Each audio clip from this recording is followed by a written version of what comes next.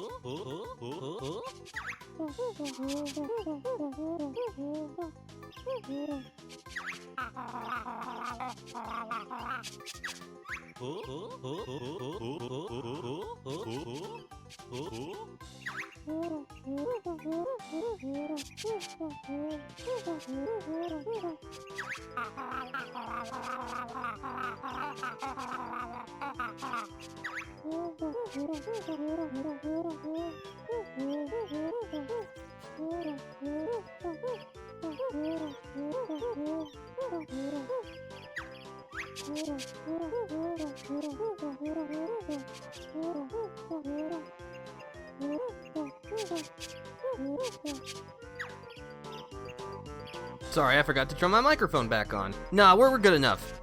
We don't need trading. We've only been doing this for 25 years.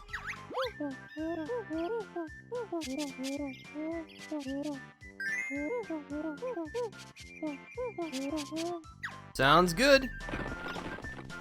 So yeah, this is Spiral Mountain. To say it's iconic would be an understatement. We've also got access to all of our moves. You can engage in training should the need arise, but, you know, again, I've been playing this game since I was a little kid. I don't need no stinking training. I am, however, going to run around and pick up the extra honeycomb pieces first. Because, well, that's how we will increase our life bar. 6 empty honeycomb pieces gets you an extra hit.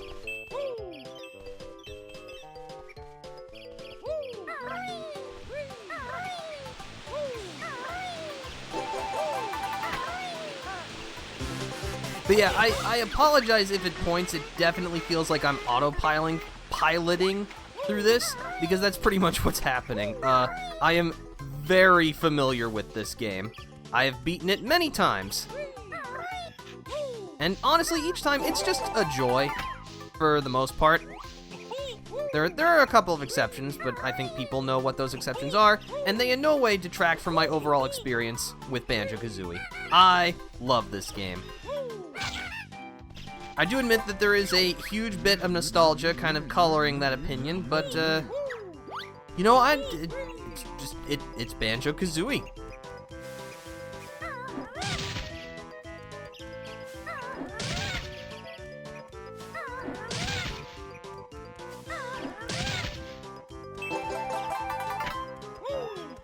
I will try and point out some of the, differences between the N64 original and the Xbox Live Arcade version.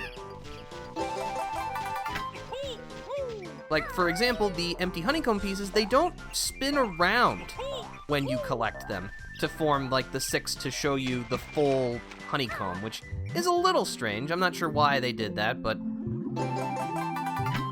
again, relatively immaterial.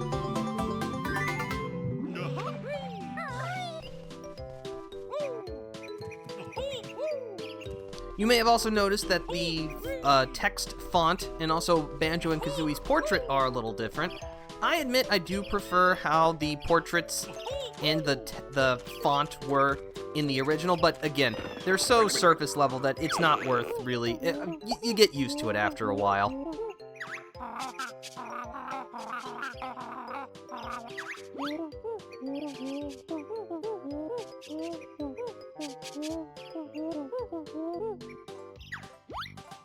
And away we go.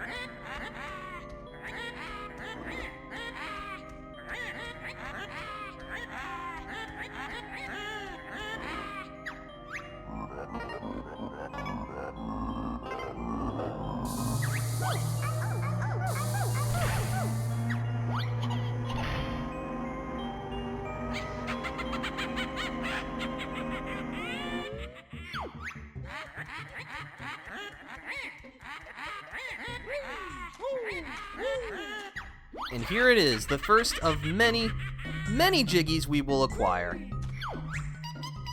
And yes, Jiggies are, your Power Star equivalents. They are what will allow us to progress through the game.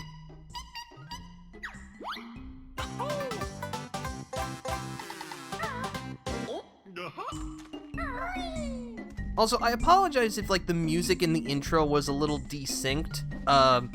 That's actually an issue due to there no longer being any lag, because the N64 was not a system known for smooth performance, and so the music was actually created with the lag in mind, but since the lag is now gone, it kinda desyncs.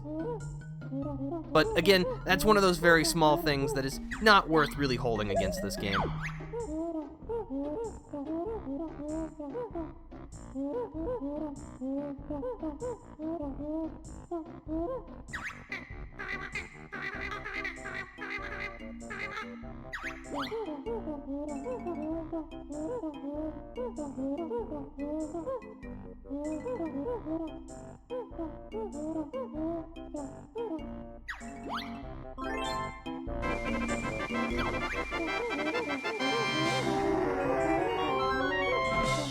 World 1 is open. Mumbo's Mountain.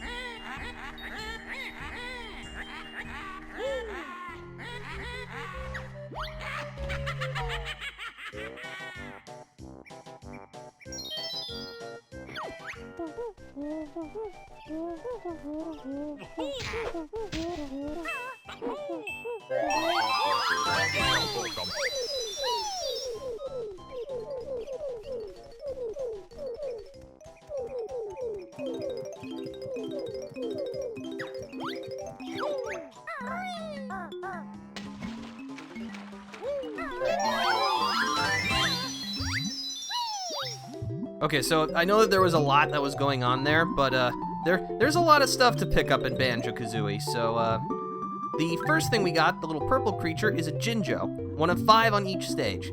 Collect them all for a Jiggy. The skull thing that we picked up is a Mumbo token. We need those in order for Mumbo to transform us. That's a beehive, which is filled with honeycombs, which we can use to replenish our health.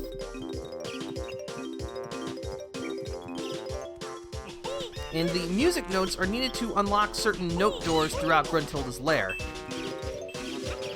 Those of you who have played oh, hold on. This is one of Bottle's molehills. We can talk to him to learn a new skill. This one is the Talon Trot.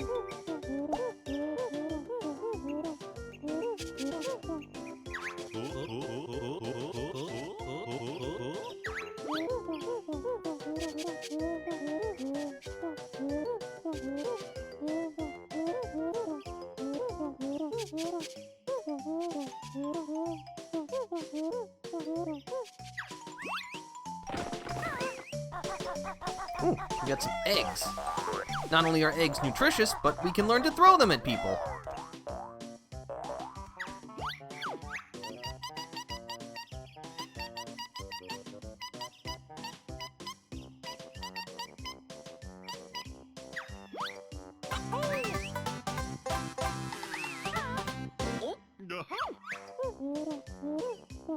Interesting camera angle.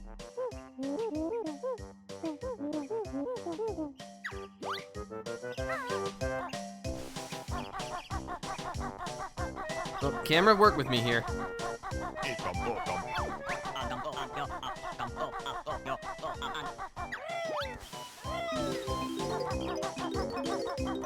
But as I was saying before I learned the Talon Trot, in the original N64 version, the notes actually worked more on a scoring system, i.e. if you died, you would lose what you had picked up. That is no longer the case in the Xbox Live version. Once you have a note, it is yours for good. Oh, this is the Beak Buster. It's your, ground pound equivalent.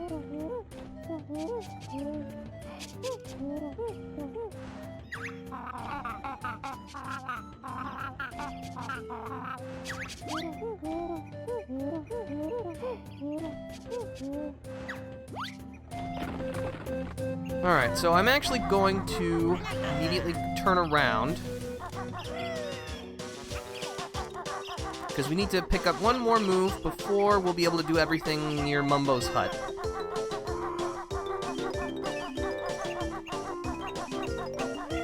No, I want that.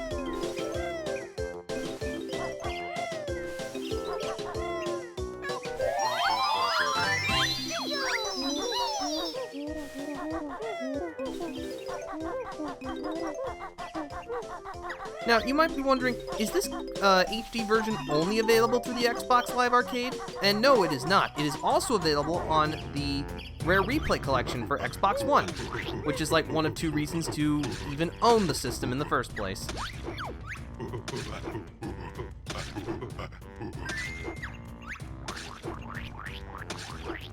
I do like oranges. Oranges are delicious.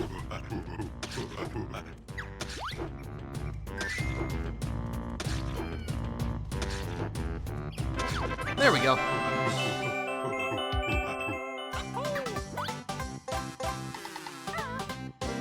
Oh yeah. Here, have an orange. Get you some vitamin C.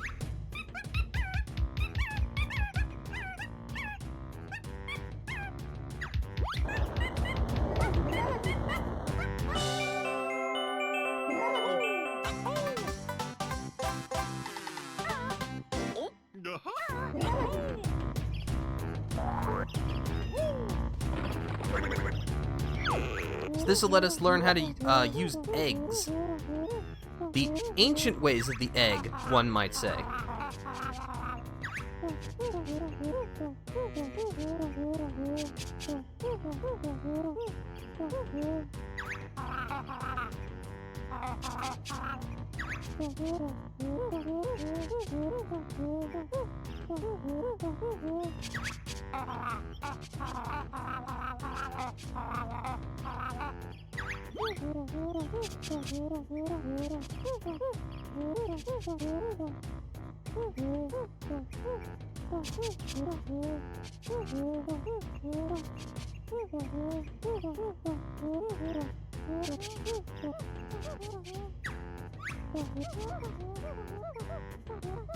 Yes, I know, thank you. Alright, but we got eggs now. Now we can make omelets.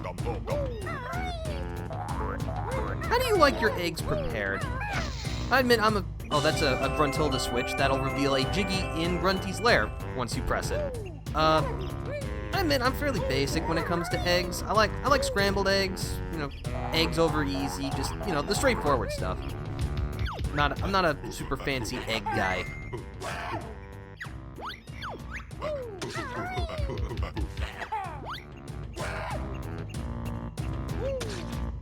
Oops. I wasn't supposed to do that.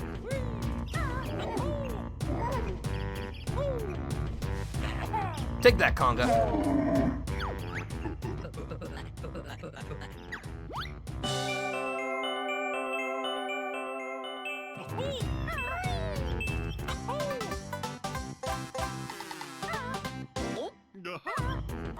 Alright, we're done with this little pocket, so we'll head back towards the start so we can climb up the mountain.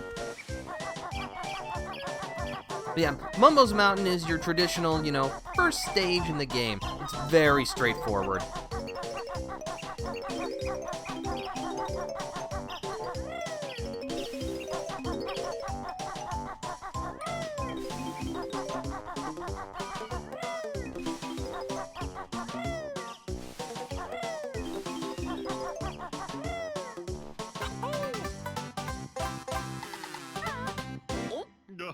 Now, this isn't the first time that I've played Banjo-Kazooie on stream. The first time was actually almost 4 years ago, at least at the time of this recording.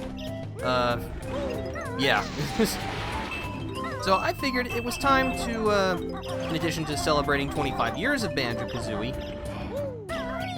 update it, I think. Bring it up to the modern today standards, you know? 69 eggs, nice. Don't you me. Very inconsiderate.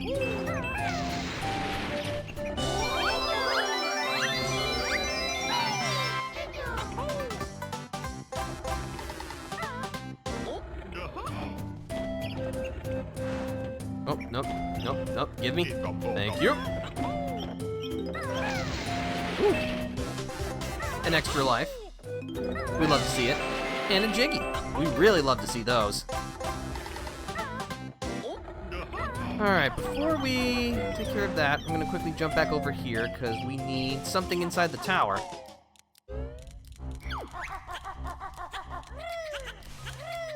We need this Mumbo token.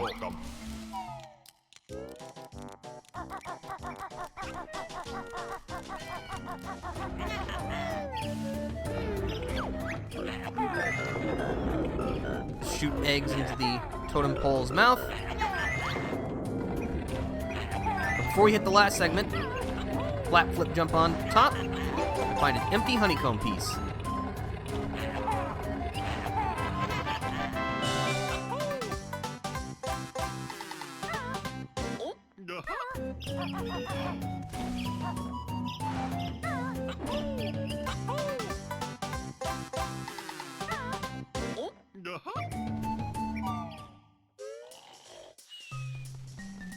Once again, Mumbo sleeping on the job. He's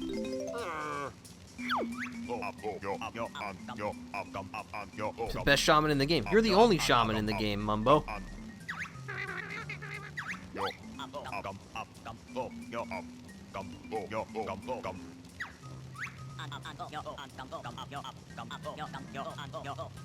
Alright, sure. Let me just continue stealing everything from your house. I mean, you got no need for these eggs, right?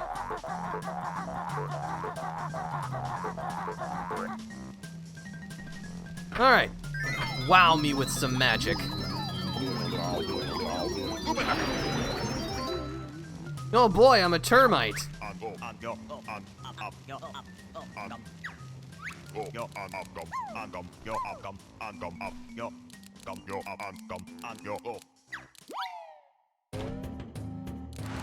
Alright, so as a teeny tiny little termite, we actually cannot attack, but we do have super grip and a pretty high jump. We'll be able to scale slippery surfaces, no problem.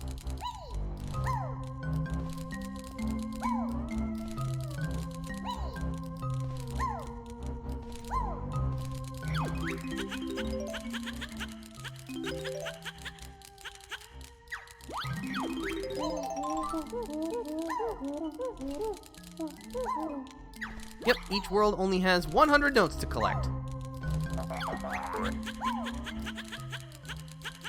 Nah, I don't think so. Go ahead and snag this one up.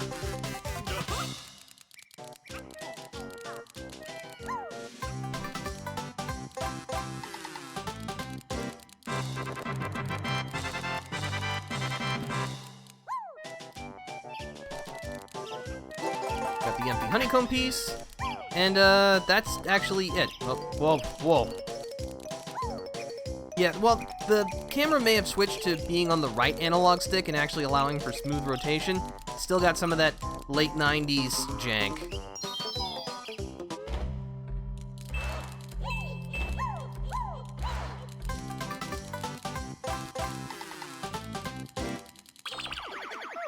Just out of curiosity, how long did that take us?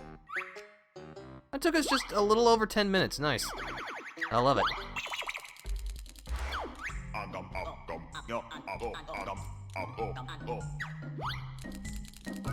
But yeah, if you go too far from certain areas, Mumbo's magic will wear off automatically, so you can't just take the termite wherever you want, as fun as that might be.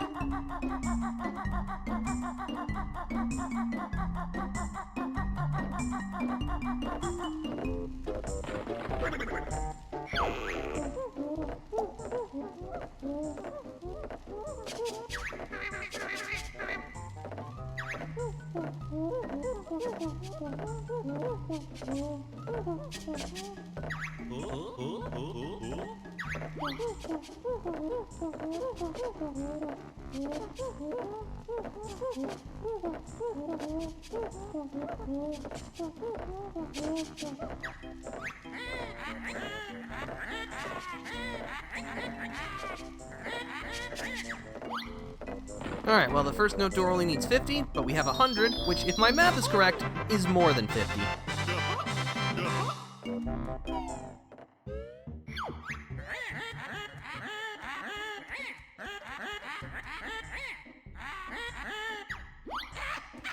Also, the camera no longer needs, like, quick presses. In the original, it moved in increments, like each time you pressed the C button, because the camera was controlled by buttons and not a stick. But now we've got perfectly smooth rotation. Oh, hello. Gruntilda. Alright.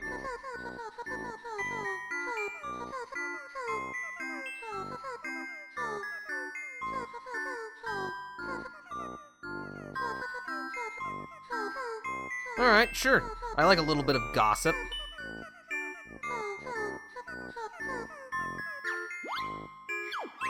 Let's see. Brushes her rotten teeth with salted slug. Yeah, alright. Baked beans, also disgusting. Her clothes from the trash can.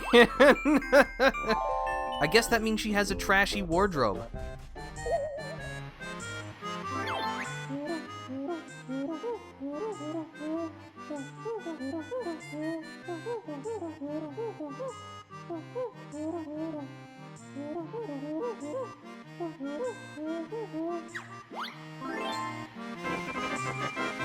World 2, Treasure Trove Cove.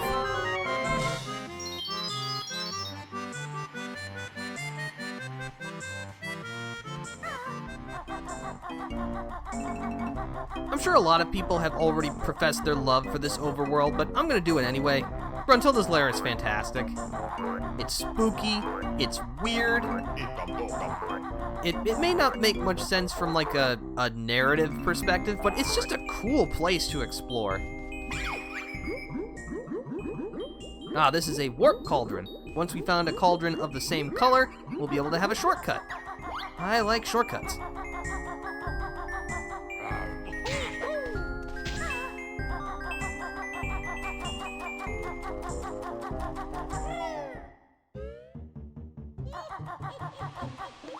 Let's see. Ooh, we got lots of choices we can go.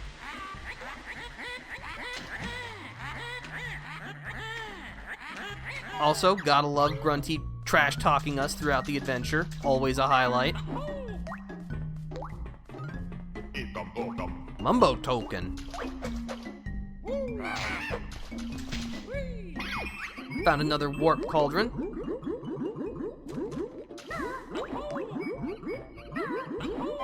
I got a gold feather.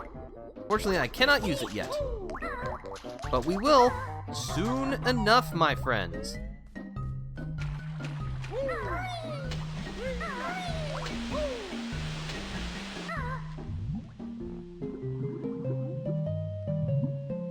They do scatter stuff, pretty well around the worlds, I would say. That is kind of one of the problems I have with Banjo-Kazooie, in that if you run out of something like, say, the blue eggs, like you use them too much, it's really hard to restock, because you can only find, you know, each one individually. So it's like, if you really needed an egg infusion, it's kind of hard to do that without a little bit of grinding. Granted, I found that if you save your egg use for strictly when you need them, you'll be pretty fine. Another one up. And Gruntilda's over here. Nickname was Hog Breath. Alright. Freshly burst boils is her favorite smell. Ugh. Finally, color is gruesome green. I mean, green is a good color by itself, but gruesome green? Not so much. What would that even look like? I doubt that was ever a color included in one of those Crayola 64 count crayon boxes.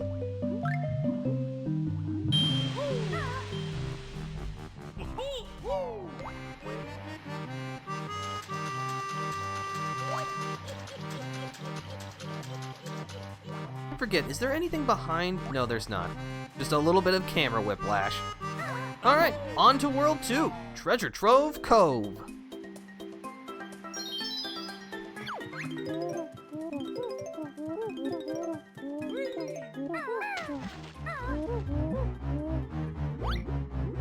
Oh, hello, Snacker. Out. Yep. Well, I got it nice and quick. And I got bit, which, you know, is not ideal.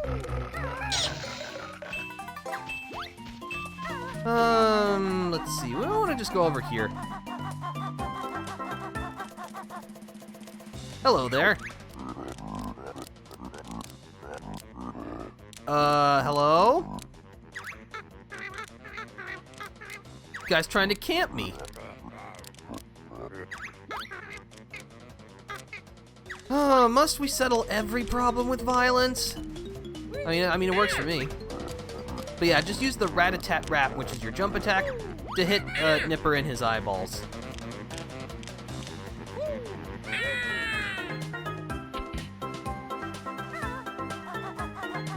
Before we go inside, snag this Mumbo token.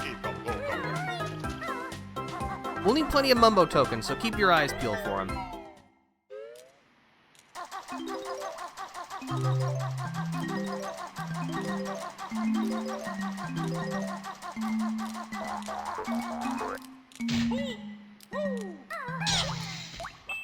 Ow! But yeah, if you beak bust the crabs, you'll get 2 honeycombs from them instead of 1. And it's much faster. Alright.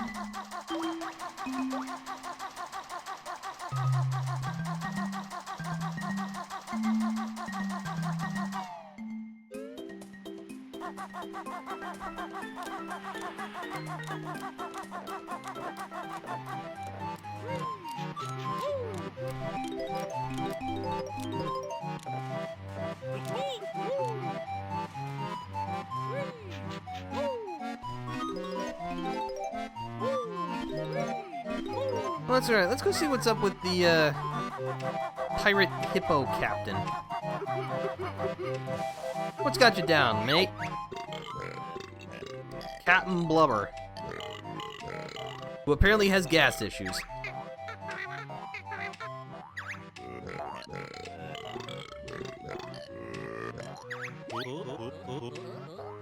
We'll find some gold.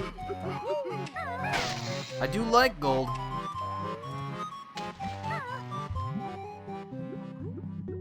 Yeah, I guess I should have pointed this out. When you're swimming, there are 2 speeds you can choose from, slow and fast. Hold the A button to swim slowly, hold the X button to swim quickly. And again, this is using the Xbox controls.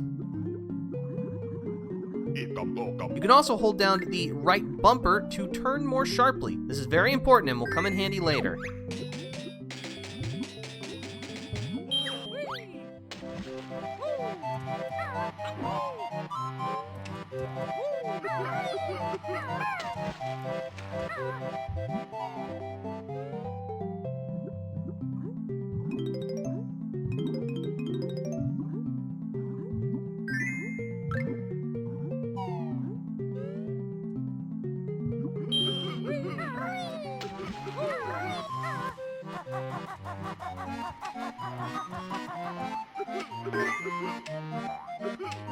There you go.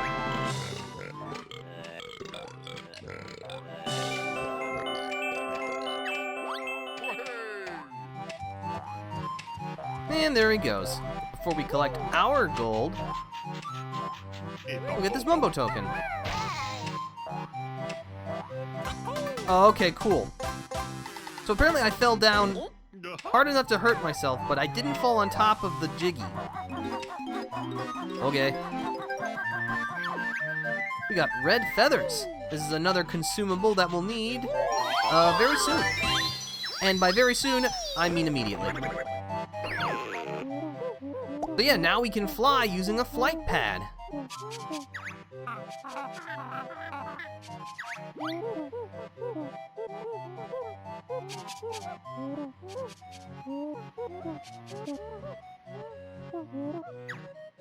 Also, if you're hurt when you talk to Bottles, he'll fully replenish your health. What a nice guy.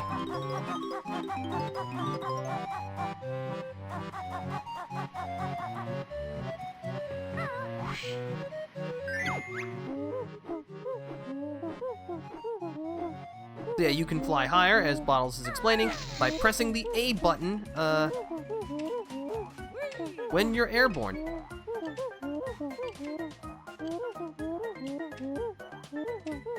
Oh, the game even mentions the sharp turning. I don't think they did that in the original N64 version. That was nice of them.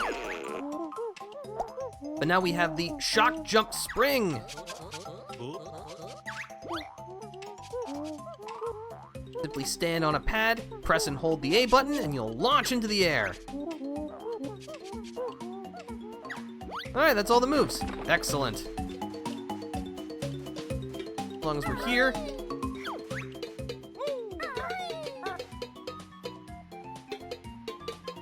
Thankfully, we've got pebbles, rocks.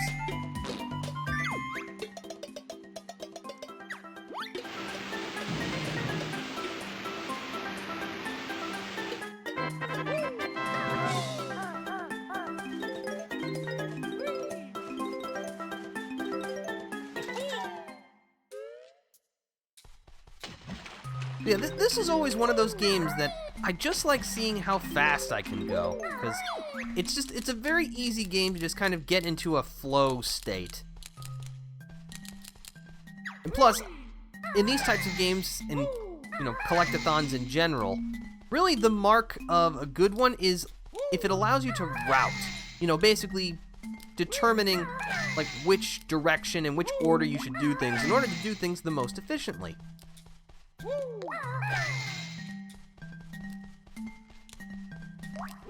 But yeah, in this little mini game, all we have to do is just spell our name, which is on the wall in the back, thankfully. I can only remember where the letters are located.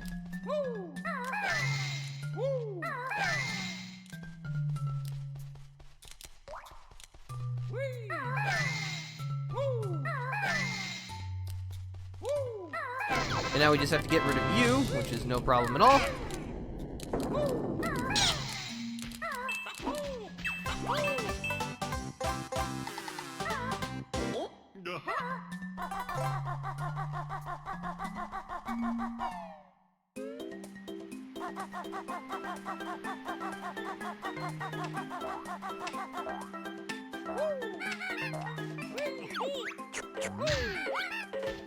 I killed him so fast he didn't even have a chance to say what he had.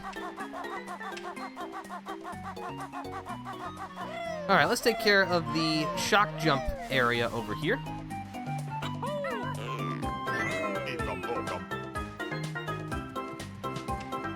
We'll leave that Jinjo for now. And yeah, as you can see, you don't have to stay directly on the pad to use the shock jump. You can actually kind of hold forward and adjust, well, do stuff like this. And yes, I did see that Jinjo in the background on the shock jump spring. We're not going to get him yet. We're going to come back for him, I promise.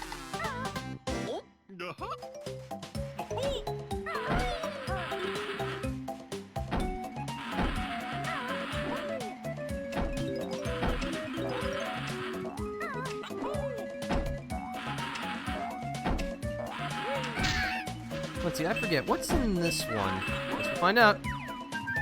Feathers. I could use more.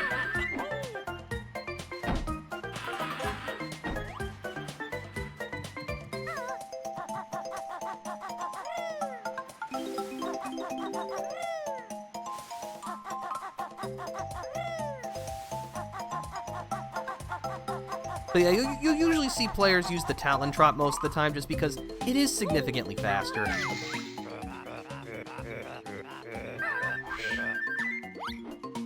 See, we'll deal with that over there in a moment, but first we're just gonna land right down here.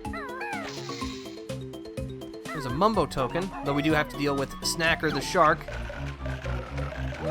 the cause of many a childhood nightmare.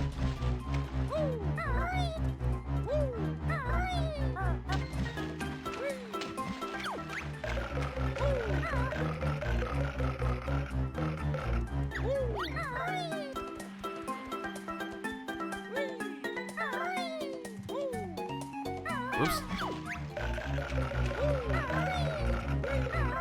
I'm not interested in coffee and mints, and the only mint I think you need is a breath mint.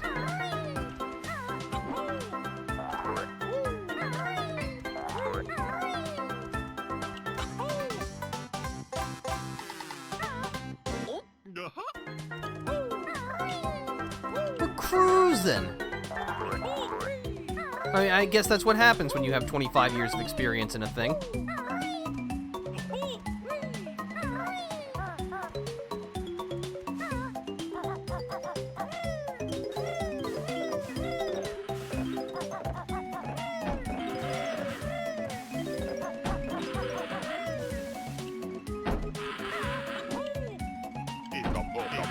Double Mumbo token. Double Ikamboka.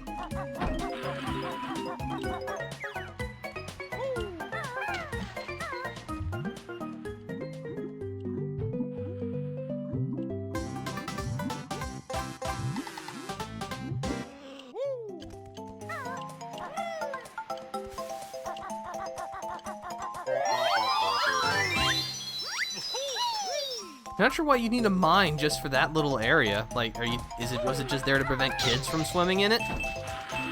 Seems a little extreme if you ask me.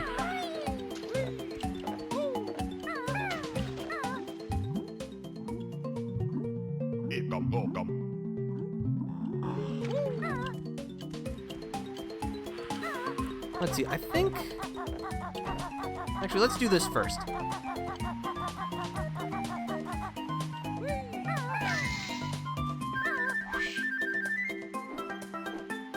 Yeah, that's just eggs. Then you know what? Let's do... No.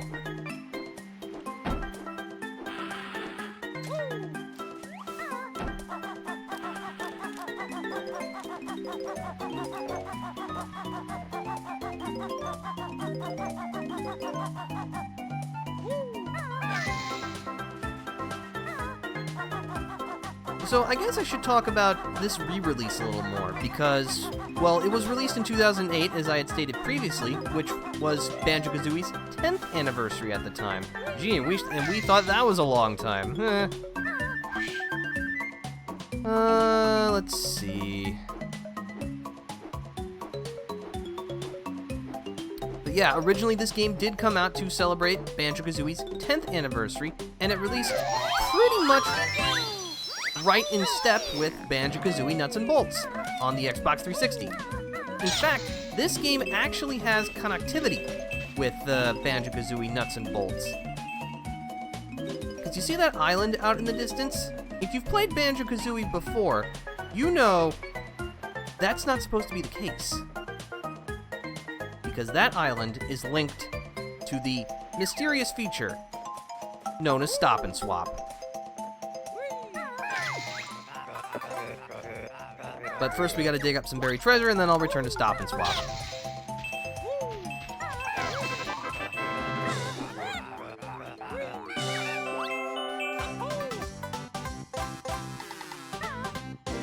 Oh yeah. But Stop and Swap was a feature originally designed for the original Banjo-Kazooie. The idea was that basically there would be items that you would be able to collect in Banjo-Kazooie and then be able to transfer to other games, such as the game's sequel, Banjo-Tooie, as well as possibly other rare games. Basically, the idea was you would pick up the item and it would save the data on Banjo-Kazooie. You would then take the Banjo-Kazooie cartridge out of the N64 system, and within a certain time window, replace the cartridge with Banjo-Tooie or whatever other game. Hold on, I'm trying to think what's my next move. The idea is that by using the system RAM, you'd be able to transfer that data over to the newly inserted game. Unfortunately, this idea never really went where it should, primarily because of essentially, Nintendo was concerned about potential damage to the N64 systems with this idea, and so they just didn't want to risk the possibility of repairs and all that, or getting sued or anything like that. So the idea was scrapped.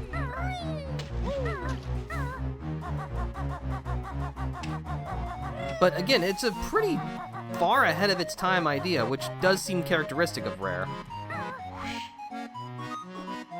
But the Xbox Live Arcade version of Banjo-Kazooie restores the Stop and Swap feature.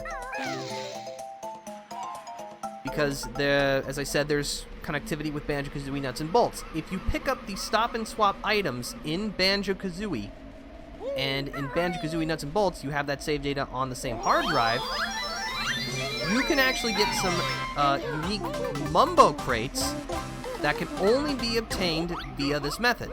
These items are only cosmetic, but they are exclusive to the Stop and Swap feature. Which is pretty cool, if you ask me.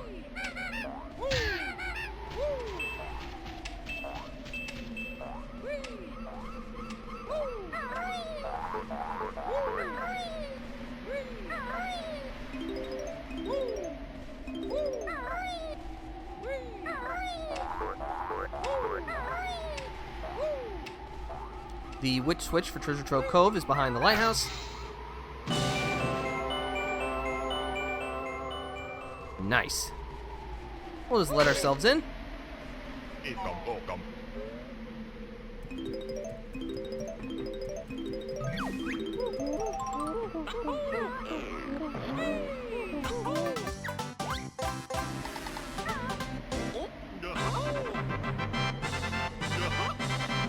That's all the jiggies and notes.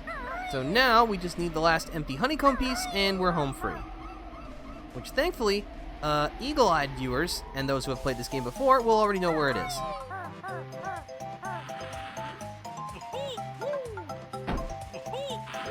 But first we need to take care of Snacker, which you can actually do. It's just a little time consuming. First we gotta lure him out. Here somewhere, I promise. There he is.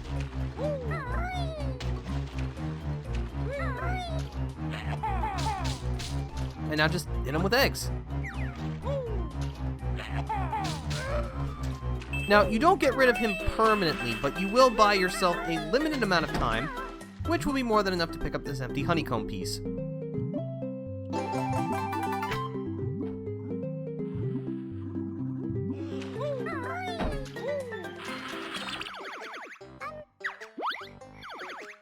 That's Treasure Trove Cove in the bag.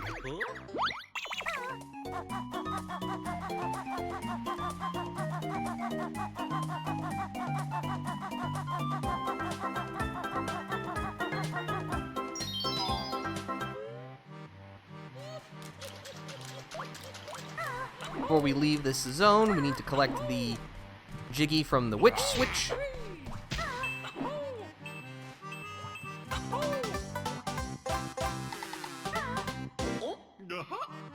Cool.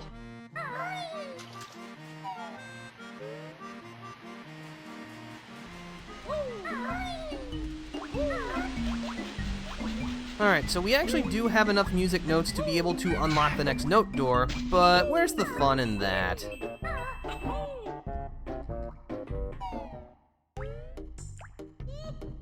Welcome to the very dank and rusty... Oh, actually, I need to fill in the puzzle. I'm so excited to keep going, I forgot to do the thing I needed to do. Order of Operations Defender.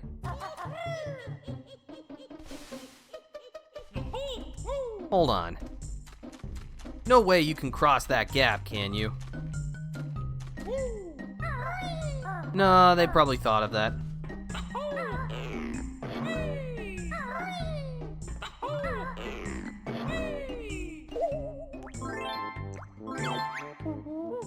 Let's see, if you want to place all of your pieces into the puzzle, just press the right trigger, alright?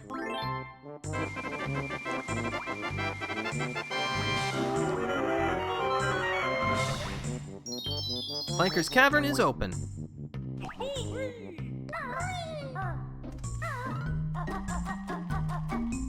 So, yeah, it's pretty obvious that I've played this game a lot, but how about you? Have you played Banjo-Kazooie before?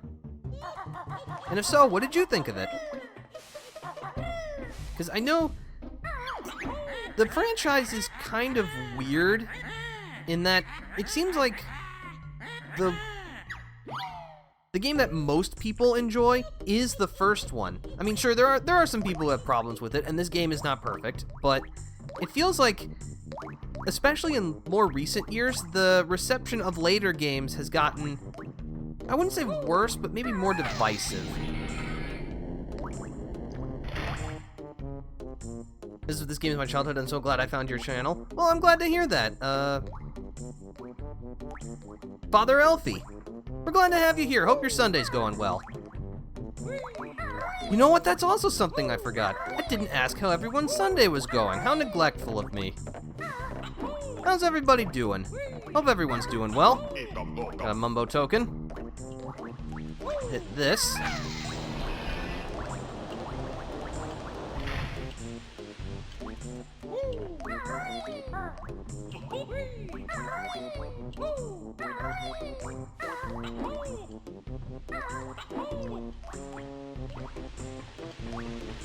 Hello again, Gruntilda.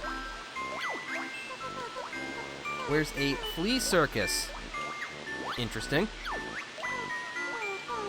Nasty pet dog whose name is Big Naka. Okay. things in her own band, Grunty and the Cauldron Crew.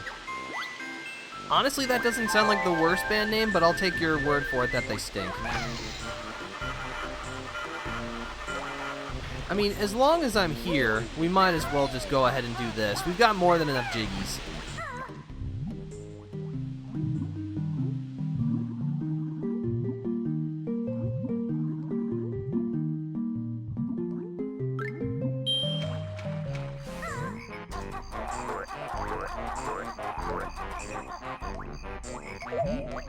This puzzle will open up World 4, Bubble Gloop Swamp. But we're not going to go there yet, because we got to go to World 3 first.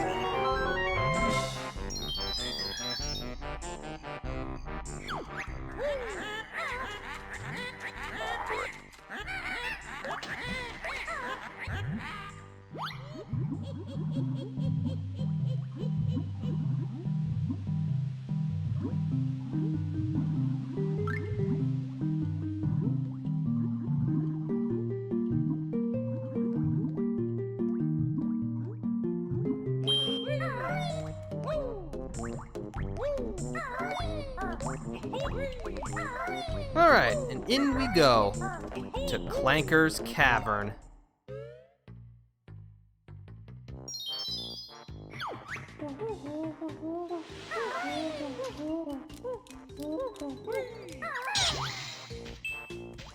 So, Clanker's Cavern is probably the first world I would say that is actually kind of tough, mostly because it revolves a lot around swimming. And especially, as I mentioned previously, in the N64 original, you lose all of your note progress when you die. So, you know, that's really pretty nerve-wracking. But again, in the HD version, that issue is no longer there, so dying just sends you back to the world start with one less life. Much better, in my opinion. But yeah, in case if you're wondering, do I think that there's any reason you should play the N64 version if you have access to the HD version? No. The HD version is just the superior version in basically any regard. And any issues I do have with it are either so insignificant that they don't affect my enjoyment of the game in any material way, or are problems that were intrinsic to the game structure as a whole and just weren't fixed.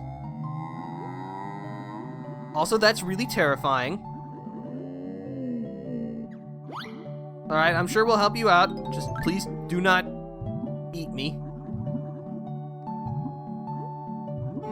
Alright, get my air back.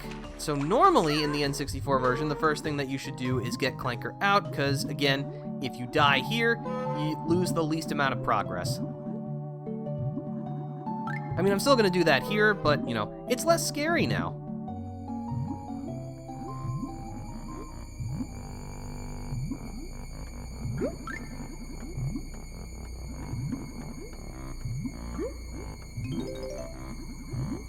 Let's see, there's everyone's friend Gloop, who gives us bubbles to replenish our oxygen.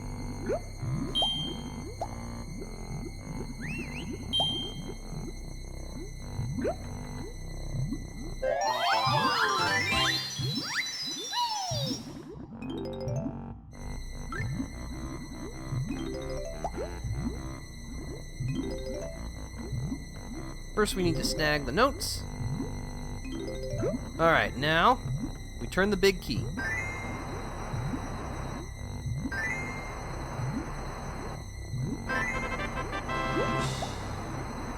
Sweet.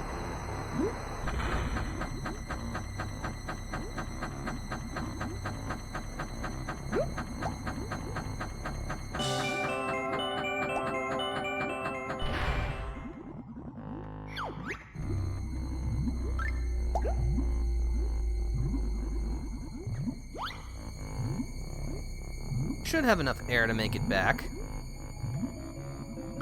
Oh yeah, we got plenty. Well, we only have 2 pips, and I say, that's plenty.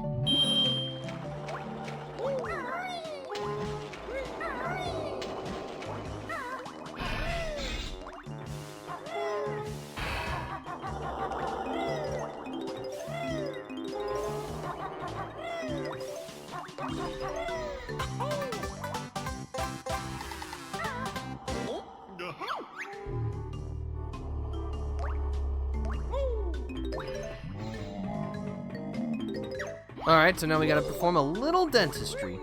Oh, come on, give it a thank you.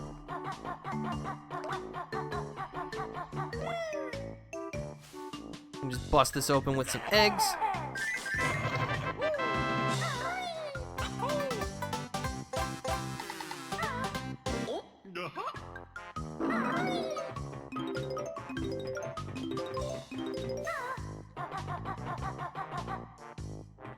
Also, yeah, these guys, you're gonna get pretty annoyed at seeing them because they're gonna use them a whole lot. And they're pretty obnoxious. They also deal 2 hits to you. Like when you get hit, you take 2 points of damage, which is not fun.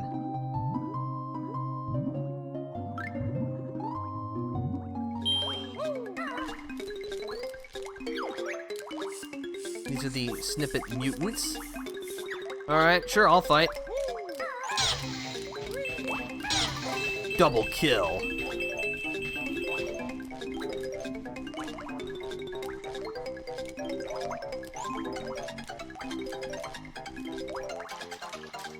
Wha-bam!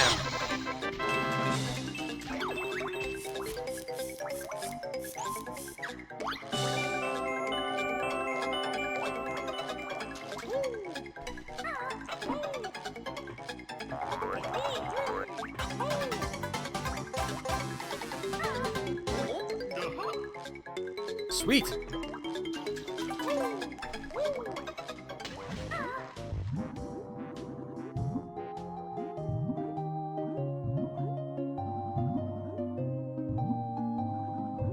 Alright, where do I want to go next? Actually, right here is probably a good spot.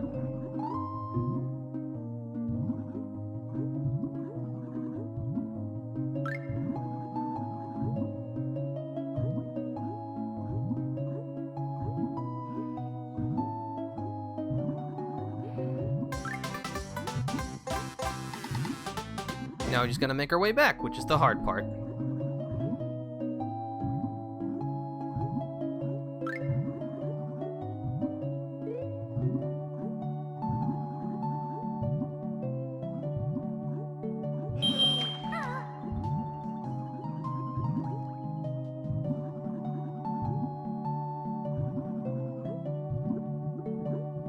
Come on, camera, work with me.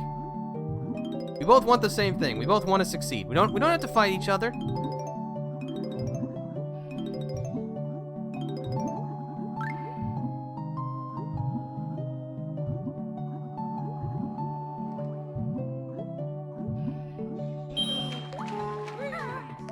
Alright, we're gonna finish exploring the outside first before we help Clanker with his tooth problem.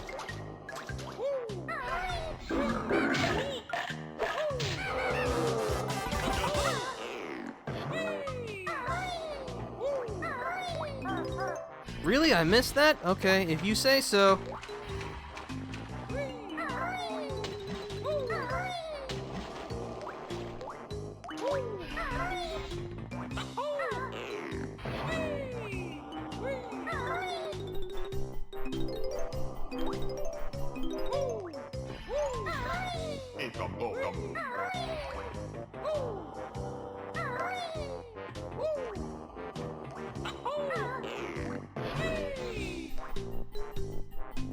I don't know, there's just something cozy about playing Banjo-Kazooie, or really any kind of super nostalgic game. It's just kind of like, it's an old pair of shoes, you know they fit, they're already really comfortable. You don't really have to think.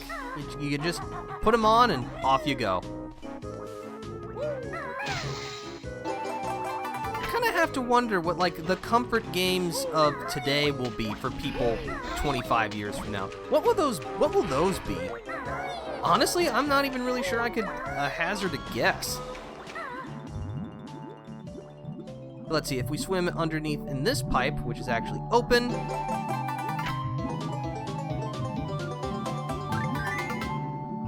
We got our 7th hit point. You'll love to see it.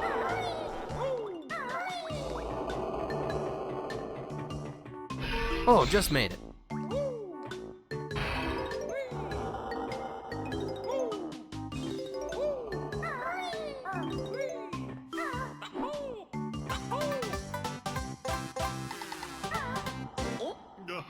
Nice. Let's see, we could probably just go over here.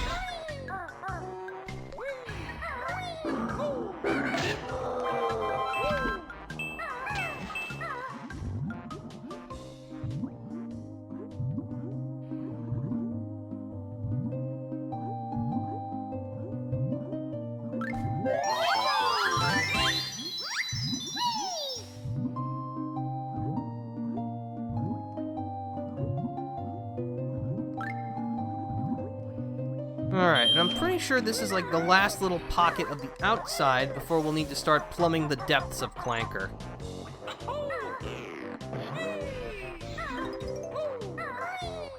Oh yeah, I always like this sequence because you can stack like 4 items on top of each other. I actually don't know if that's something you can do in any other part of the game really easily. We've already maxed out our lives counter.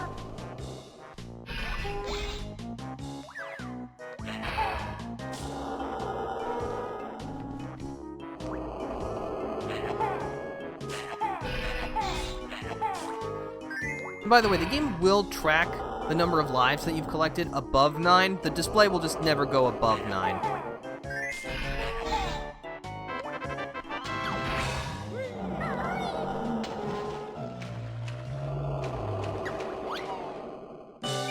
There's a Jiggy. Alright, but we are going to go back out just so we can knock out the other tooth, which doesn't have a Jiggy but has a Mumbo token.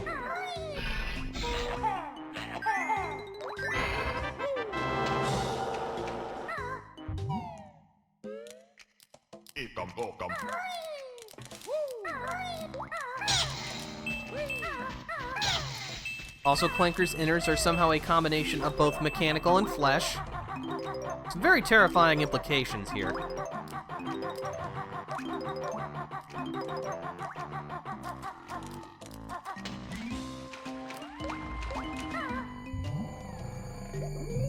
Avoid the whip lashes.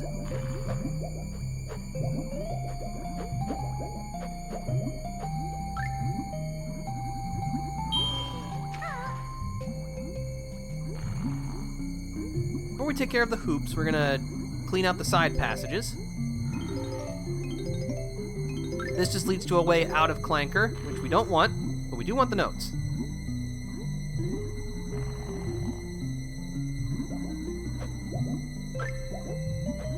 Let's see, we'll need to raise the water level, so we'll need to complete this ring challenge. After all the best N64 games have ring challenges. You know, like this one, and Superman 64? That's a favorite of everyone's, right?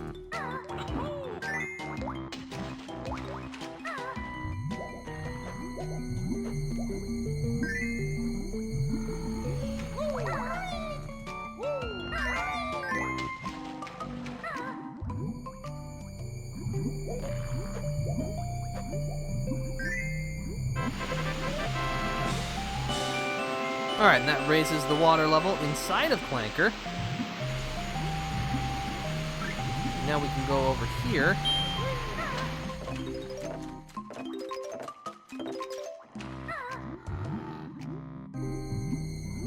And get the last Jinjo.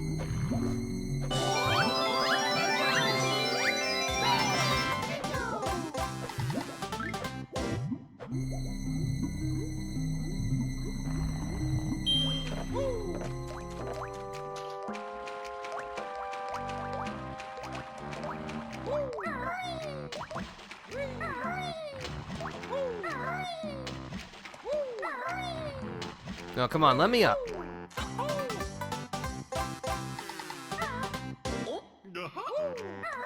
Nice.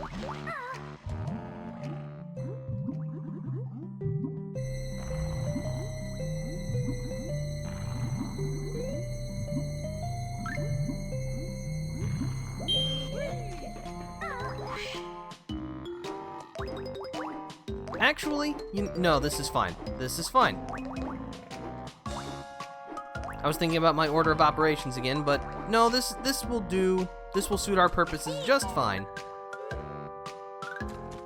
Because now we found bottles. It will teach us the mysterious art of turning invincible. The Wonder Wing.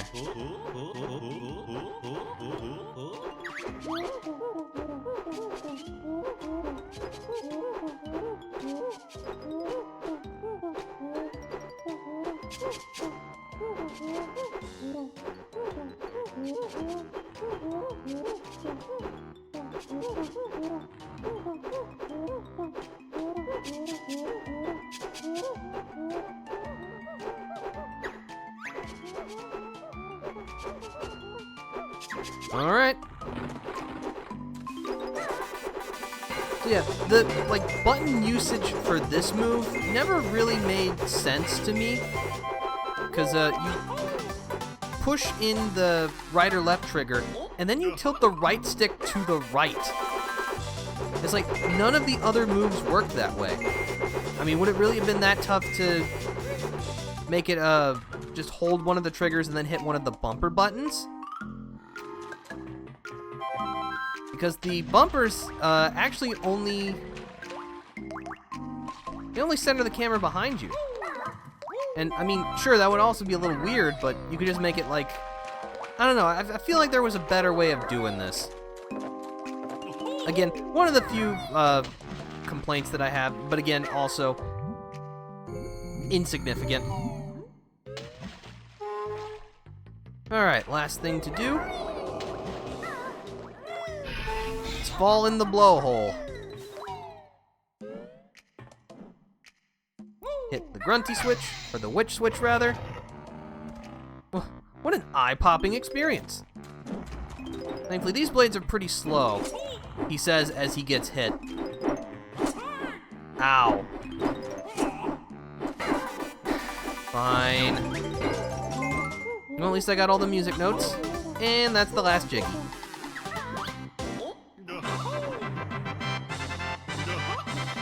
Thank you. You're all too kind. This drops us right here. As long as I'm here, I'll snag the gold feathers.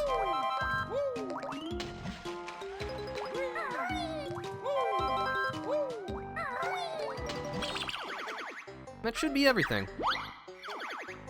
Yep, that's everything. I think that actually took us a little less time than Treasure Trove Cove did.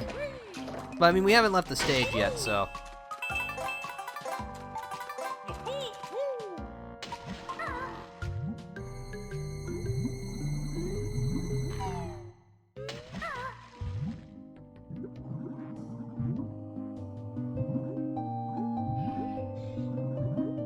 But yeah, we're only a little over an hour in, and I've already cleared 3 of the game's 9 worlds. The later worlds will take longer. I definitely don't expect to finish this game in a single setting, or sitting, like I did last time. That was just a unique circumstance that I was in.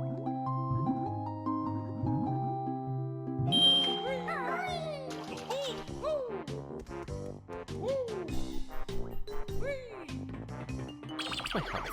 Health is good, okay.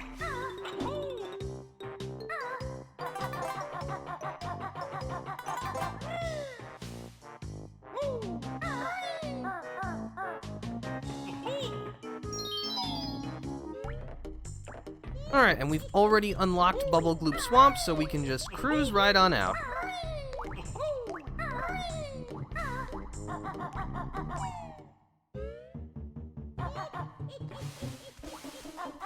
Oh wait, before we do that, let's get our Clanker's Cavern Witch Switch jiggy by gouging Gruntilda's eyes out.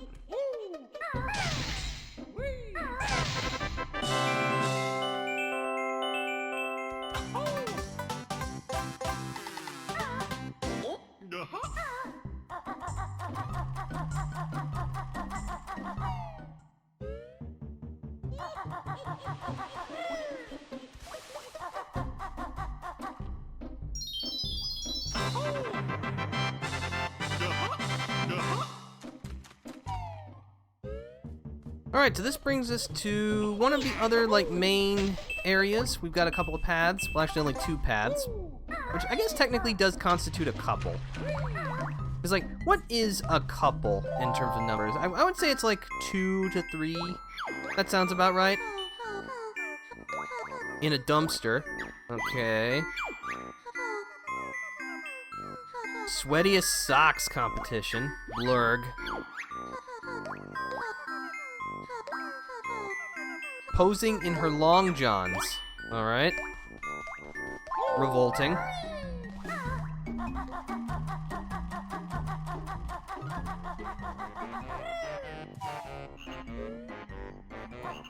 Alright, so we're off to Bubble Gloop Swamp. Here's Gruntilda again. She gets around. Sport is belly barging. Don't think you're going to be seeing that at the Olympics anytime soon. St. Dungball's School. Trick is performing a scary striptease. Alright.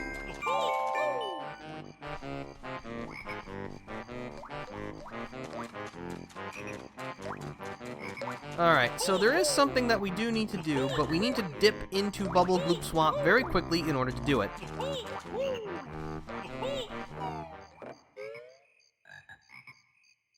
Here we are, Bubble Gloop Swamp.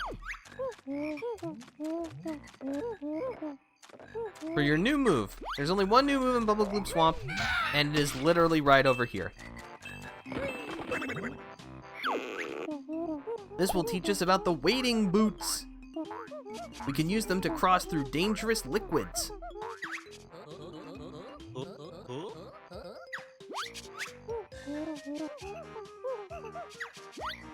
Alright, now that we have that, we can immediately leave so that we can do something, before we start Bubble Gloop Swamp in earnest. Although we now do have these pesky dragonflies.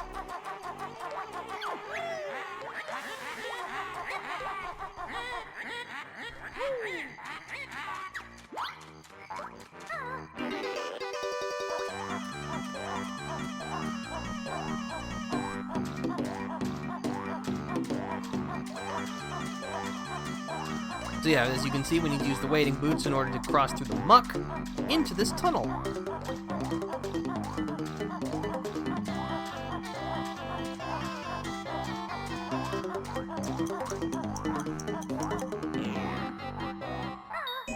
First things first, we need to climb up this slippery slope to bash this ice ball. It's very important that we do that now. And now, we actually have enough jiggies to unlock World 5, Breeze Easy Peak.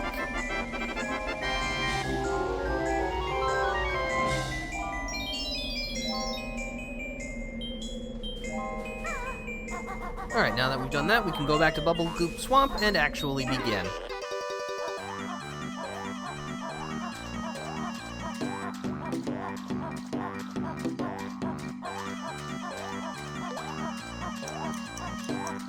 So, of course, Banjo-Kazooie is a game that is beloved by many people. So, of course, that has led to numerous kind of spiritual successors. But the one question that I wanted to talk about was the game developed by Platonic, which included some of the developers from, Golden Era Rare. Yooka-Laylee. I have not actually played Yooka-Laylee, despite the pedigree of the studio and the people who worked on it. I don't know, I've just never really felt any kind of strong inclination to play it. And from what I've heard on the internet, it's a fairly divisive game. Some people seem to really enjoy it, but others really seem to dislike it. And I wonder if that has anything... if that's more a case of people just kind of realize that the experience of Banjo-Kazooie is, while fun, a little basic today, or if there were just... maybe it was just that it was like Banjo-Kazooie, but it just... Yooka-Laylee just made all of the design choices worse, or something like that. Again, it's kind of interesting to talk about because Banjo-Kazooie was a product of its time. Because, this was the late 90s. 3D games were still a pretty new thing. I mean, sure, Banjo-Kazooie wasn't the first 3D game or anything like that, but in terms of understanding how to navigate a 3D space, there really wasn't that much to go off of. I mean, you pretty much only had, like, what? Super Mario 64, Crash Bandicoot, and for the cultured among you, Jumping Flash. That's not a lot to work with.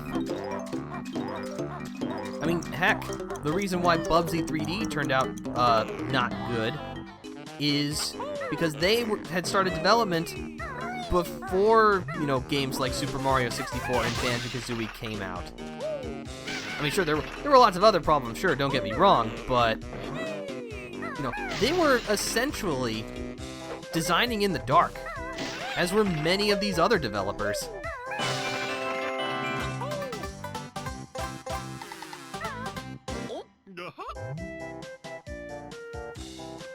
Where am I from? I need to know if our time zones match so I can watch you play Freeze Easy Peak. I am in, you know what, Central Standard Time. That's where I am. So it is currently 4:30 p.m.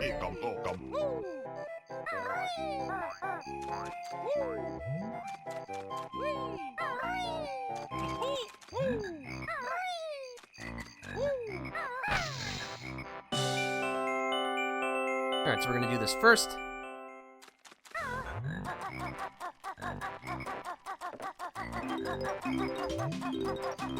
But yeah, I wonder if the people who were working on Banjo-Kazooie really understood if they had something special, or if they all just saw it as like another paycheck.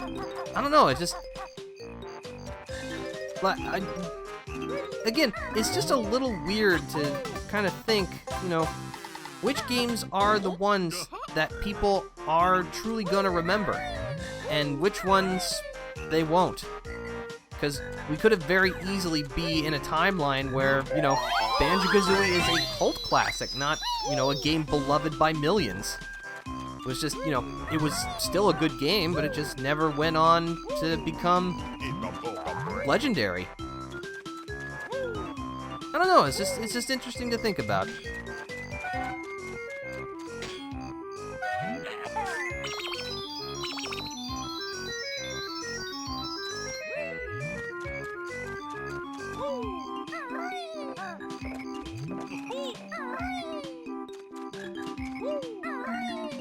Alright, but in this little area we'll have the Blibbits to fight. But thankfully we can actually easily just solve this problem with invincibility. I find that most problems can be solved by going invincible. But that was easy enough. Jiggy! Nice. Let's see, which direction do we want to go? Let's go over here. No, not yet. We want to go this way first.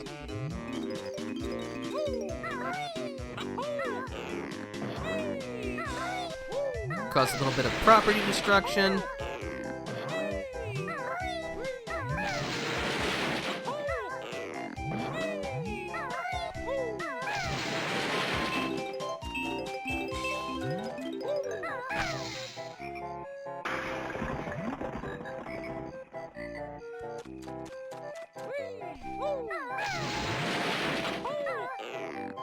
Sproing.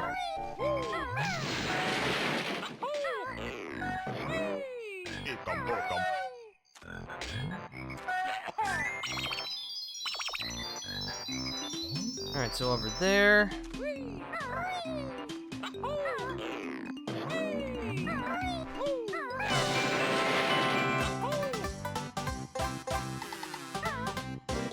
Yeah, as I said before, I apologize. A lot of this is just going to be autopilot for me. Can't do anything there yet. So now we want to go this direction.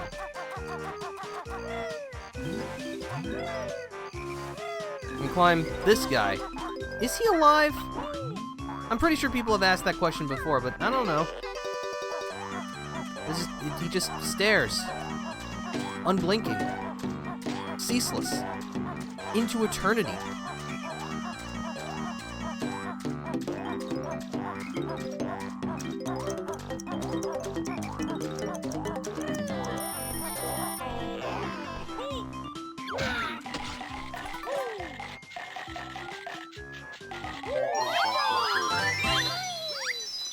this gold feather.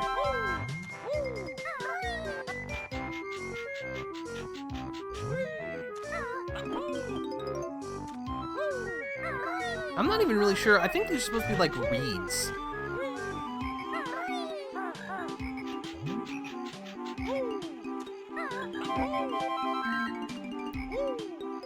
I gotta say, just picking stuff up in this game is really satisfying. The sound effects are absolutely top tier in this game. It makes the simple act of picking something up off the ground feel like an event, like, congratulations, you did it! I mean, sure, you only got a musical note, and yeah, there's 100 of them, but still, it feels good to pick it up.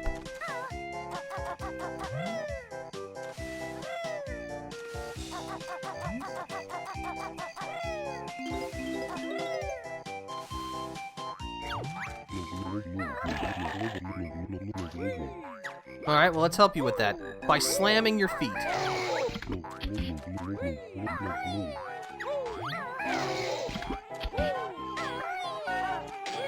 Get out of my way, dragonfly. Thank you.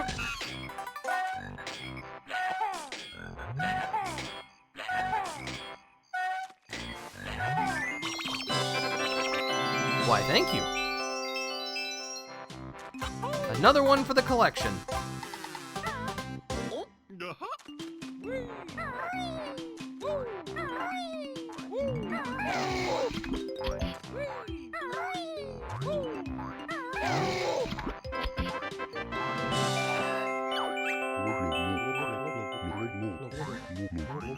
Sure, I'll take it. But first, we gotta get this ginger.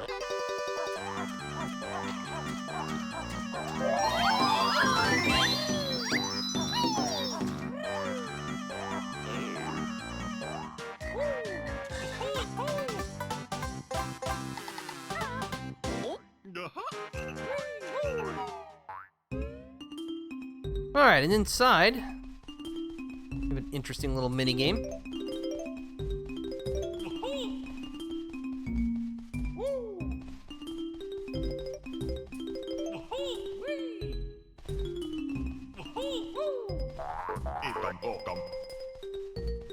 Hello, Tip Top.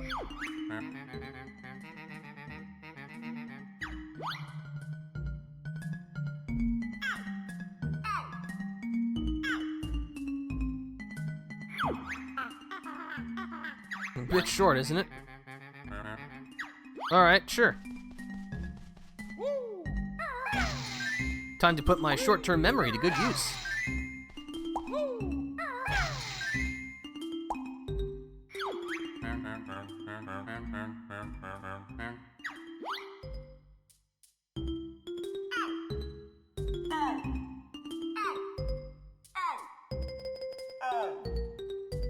Okay.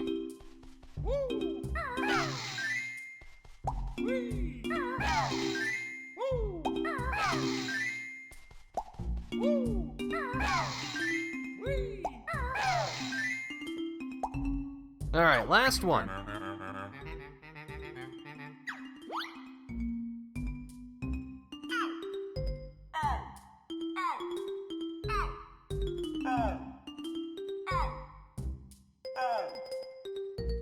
Okay, I think I'm gonna screw this one up.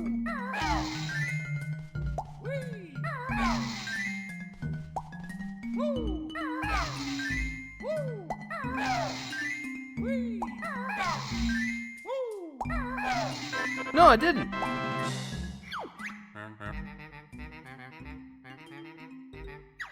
I do like trinkets. Before we pick that up, if we jump off of your podium, we find an empty honeycomb piece.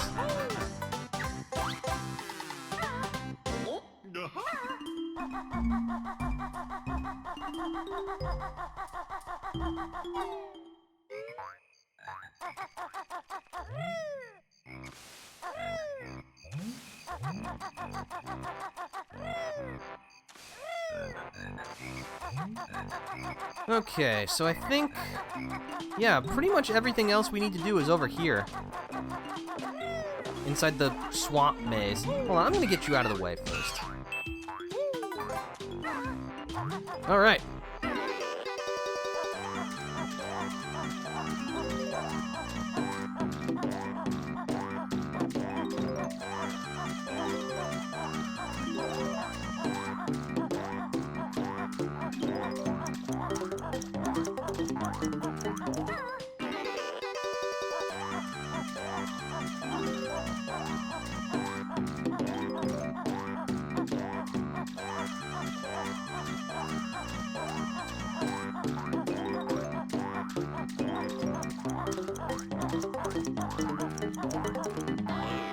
Alright, this part. So, we'll need to hit the switch to spawn a Jiggy.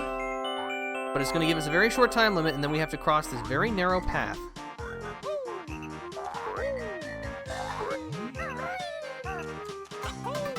No sweat.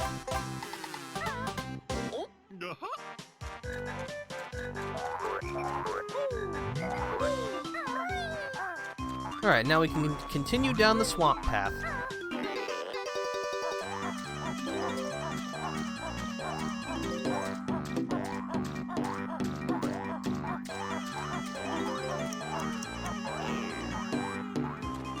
There's a dragonfly here too, yep. Get you out first. I'm full on golden feathers. I will take that Mumbo token. Yeah, we have collected plenty of Mumbo tokens. We only need 10 for this magic spell.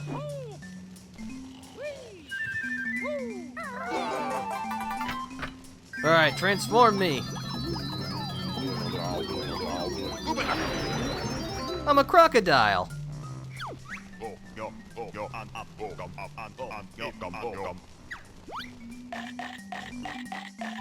Or am I an alligator? I think, is it an alligator? Look, I know the only way to tell the difference is one says, see you later, and the other says, after a while. That's a very cheesy joke, and I don't apologize for it whatsoever.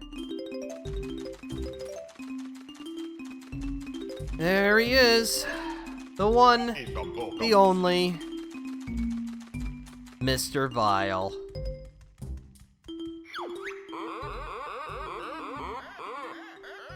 Greediest croc of all. Okay, if you're a croc, then I'm a croc. Alright, sure, I'll play your game. Eat more red yumblies. Press X to eat. Alright.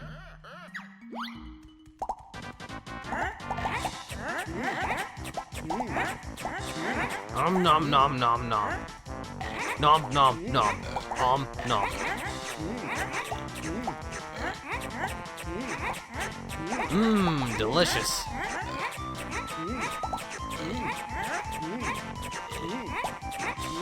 No, that one's mine. Mr. Vile does have a degree of rubber banding in that the bigger the score difference, the faster he'll start to move. So, you want to be careful of that.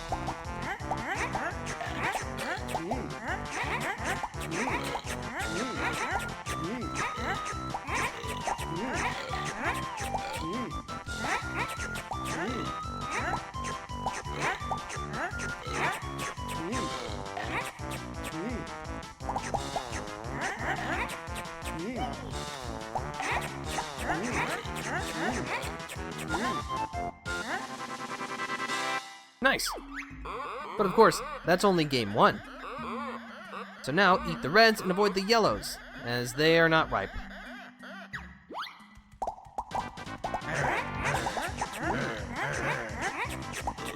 Mmm. Tasty.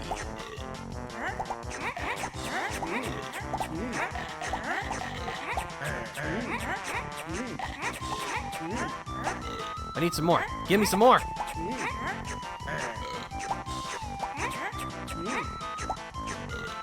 No, I want that one. And that one. And these.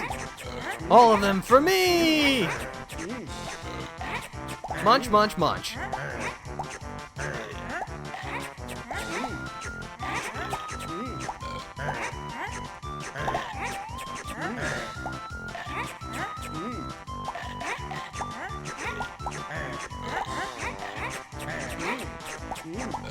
This one's a little closer.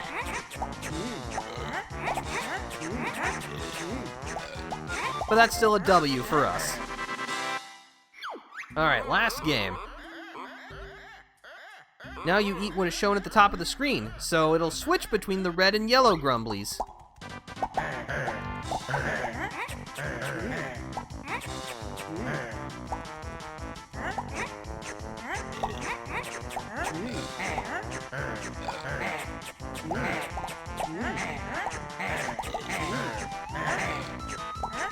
Need a switch, please.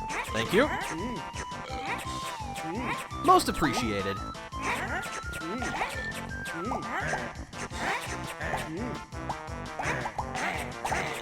Ooh. Where are they? Show yourselves!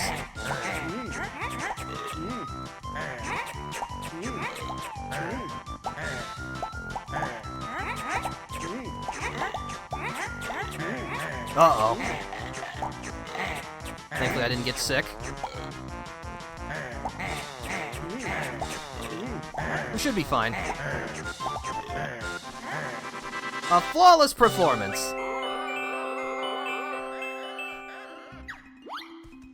Alright, I'll take it. You now have a tougher challenge. You have to win the next 3 games to win 3 extra lives, but each time Greenie loses, you lose a whole life. Nope, I'm going away.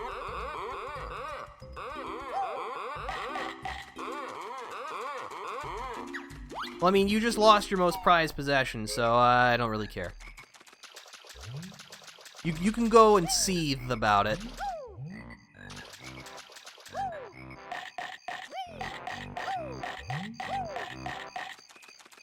Also, interesting fact, the crocodile is the only transformation of Mumbos that actually lets you attack. This is very important.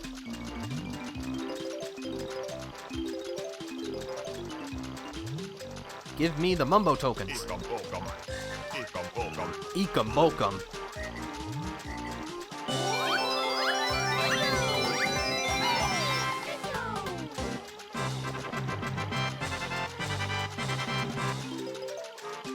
Oh, another extra life. You really shouldn't have. Alright, so now we need to stay in the crocodile form and leave Bubble Gloop Swamp.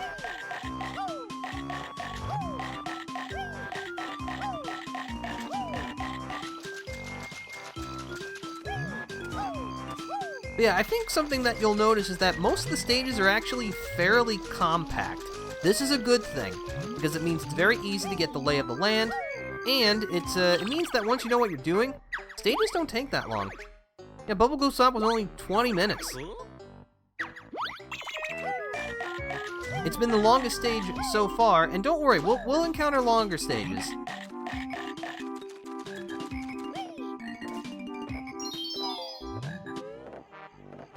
Alright, so now we're gonna go back this way.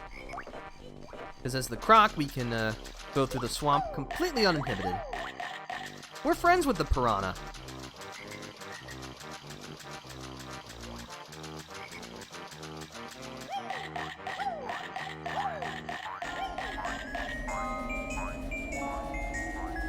And thankfully, the ice ball we destroyed earlier, we can pass through the cramped passageway as the crocodile. The crocodile has no ability to destroy the boulder in it, or the ice ball in itself, so that's why you have to go as Banjo and Kazooie first. But we'll find Cheeto. If we talk to him.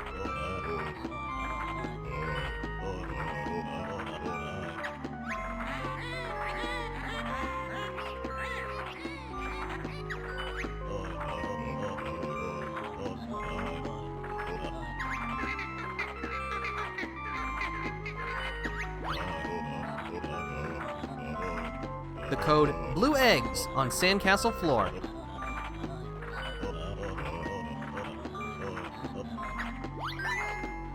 Alright, well, we've got a cheat. We can go back and punch it in.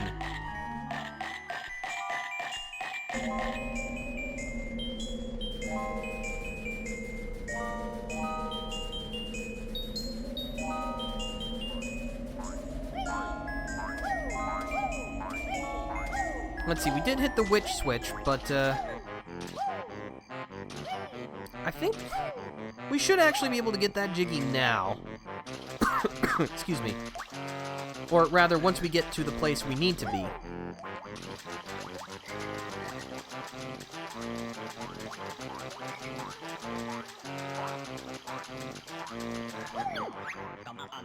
Yes, I know, magic gets weak. Alright. Good enough.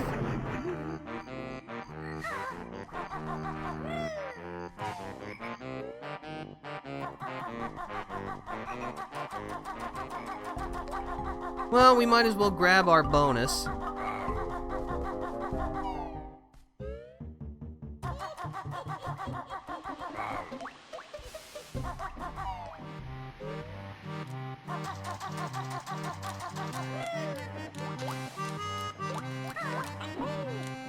Unfortunately, we will need to drain the moat again.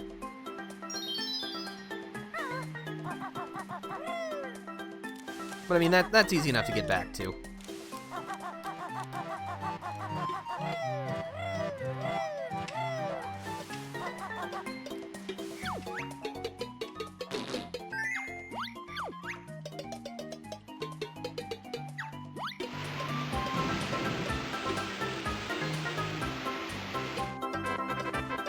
Nice.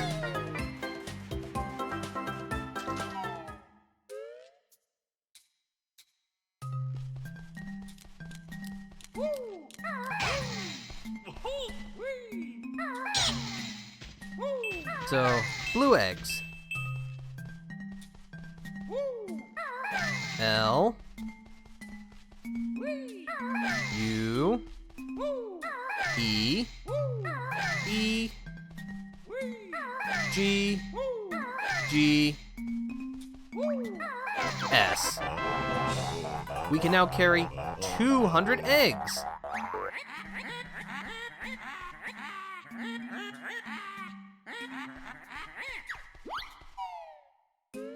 So yeah, having additional eggs is really nice.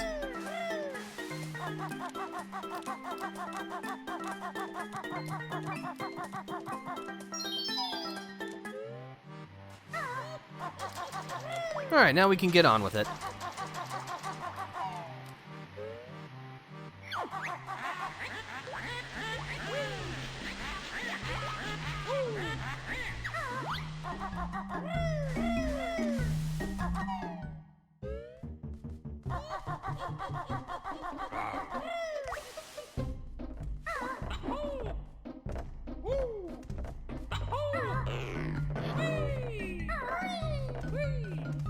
We need 260 notes.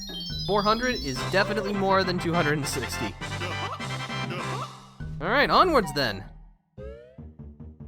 Oh, what fun and surprises await us in here.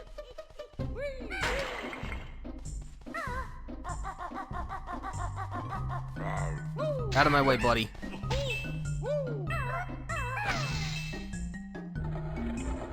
That causes a shock jump pad to appear.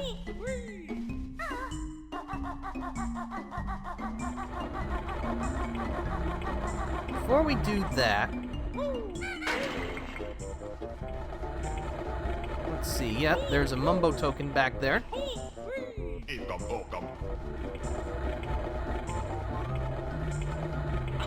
If we jump into the centered vase, we'll fall in through the hole in Grunty's hat and get the Bubble Gloop Swamp Witch Switch Jiggy. Please don't chomp me. I don't taste good.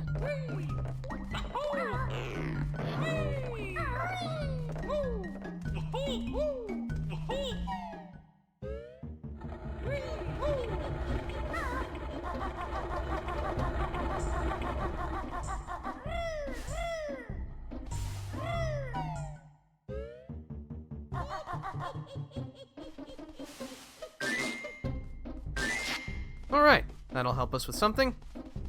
And if we shoot down this webbing, we'll actually open up our first shortcut.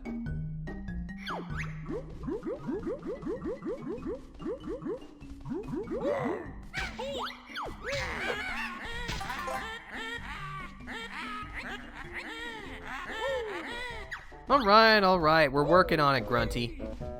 We can actually go ahead and hear, because we have 350 notes, plus...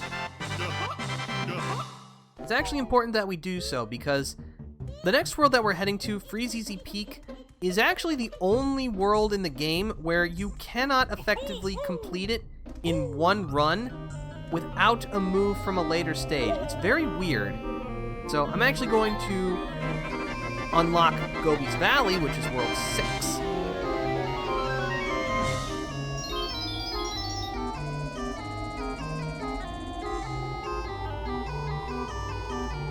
So we're not going to go any further. And so the idea is I'm going to go into Gobi's Valley, pick up the move, and then we're going to come back. And then we'll actually finish Freezeezy Peak.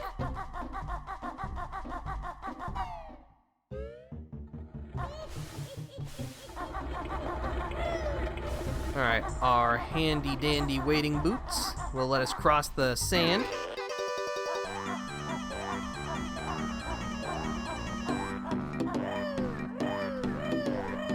See, this is one of the things that I really enjoy about these kind of collectathon platformers, the routing. Because it's like, if you know where to go and what to do, you can save yourself quite a bit of trouble. And I think that's just really cool. It's just a sense of mastery of the game and understanding of it. Grunty's best friend at which school was the awful Sweaty Betty? Reads Warty Girls Weekly. And finally, a glass of her favorite cold worm juice. Ugh. I mean, I guess, would it be high in protein?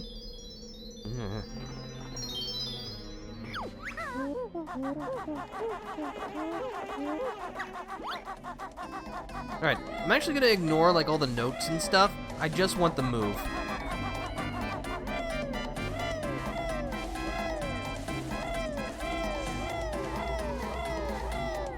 Which is right over here.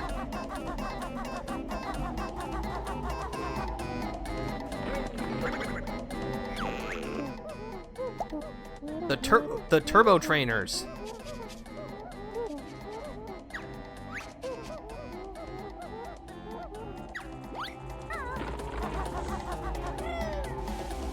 So, we good.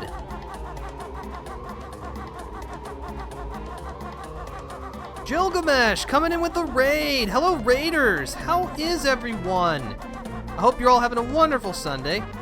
Jill, how was Team Fortress 2? I hope you didn't die to too many random crits.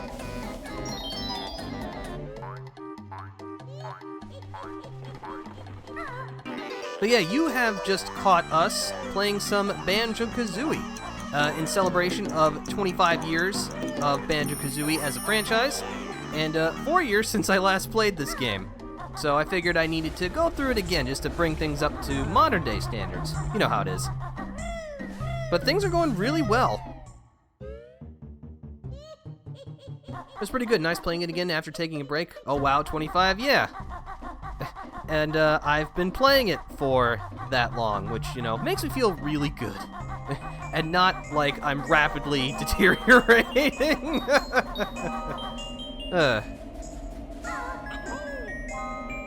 Never actually played Banjo-Kazooie. Reminds me of Crash Bandicoot. That makes sense. These games were released in, you know, like the same kind of period, so that does add up. Well, actually, I can get this Mumbo token. Please give me the thing. Thank you. Alright, in we go. World 5, Freezeezy Peak. Except not so platformy, I guess. I guess that makes sense, Poutine.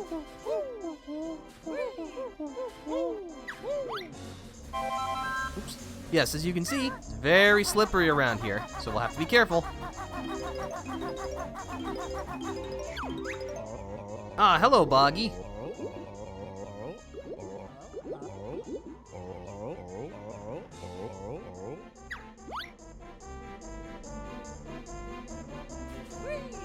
We'll keep working on that. Oh, give me that, please. Thank you. Much appreciated. Oh, hold on. Hold on. Sorry. Need to read chat, but I'm having snowballs thrown at me. Very inconsiderate.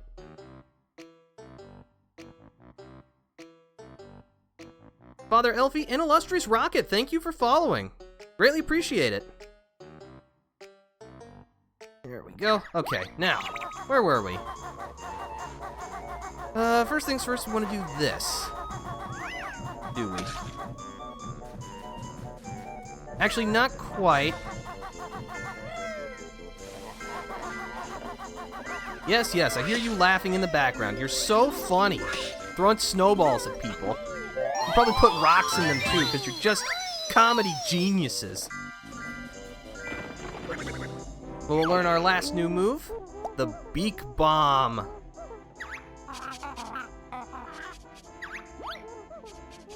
Press the X button to launch forward while you're flying. This will, however, consume a red feather.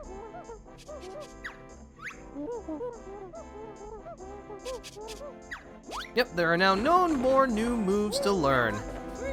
It only took us under 2 hours. So yeah, you can just go ahead and, well, first we need to make sure we have a nice angle. Excuse me, very inconsiderate. You wanna play this game, huh?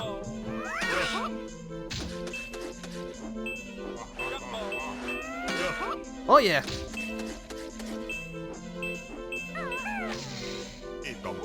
Collect the Mumbo token. Okay, I wanted to do that first and just get these jokers out of the way. Oh, hold on, I'm gonna freeze. Yeah, the water's too cold. Don't linger in it.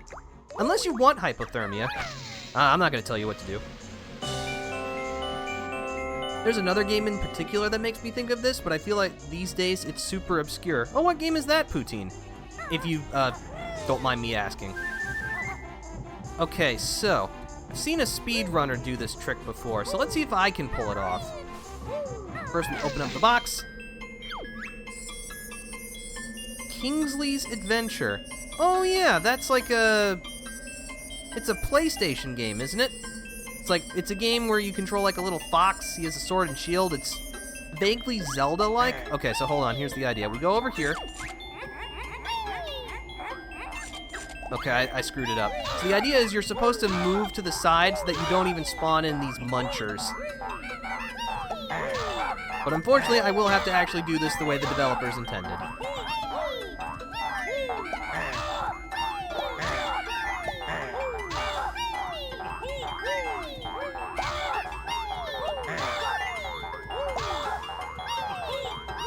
I have not played that game myself, Kingsley's Adventure, but I have seen someone review it before.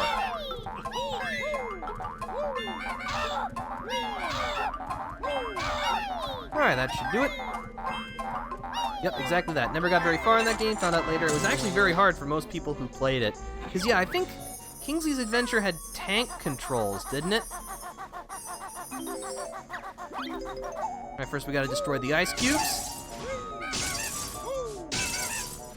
Now, we can hit the switch. Oh, I have to hit the switch multiple times, I forgot. Stupid multi-press switches. Not familiar with that term? So, tank controls kind of refers to it was a control style popularized by the original Resident Evil. Basically, the idea is pushing up on the D-pad makes you walk forward, pushing down on the D-pad makes you walk backwards, and pushing left or right doesn't actually move you left or right, but it rotates you left and right. So basically the idea is you would push up to walk forward. If you wanted to, well, hold on, I'm going to land on that. If you wanted to, say, make a 90-degree turn and down a corridor, you'd have to hold left on the D-pad, turn to face forward, and then you would have to push up on the D-pad to walk forward. It was primarily used as a way of navigating 3D environments before full analog. I mean, it worked for the time.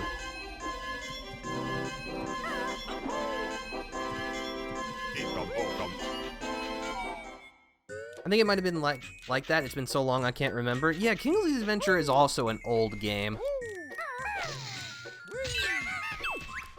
We got a present. Give me to someone sad. Everyone loves presents.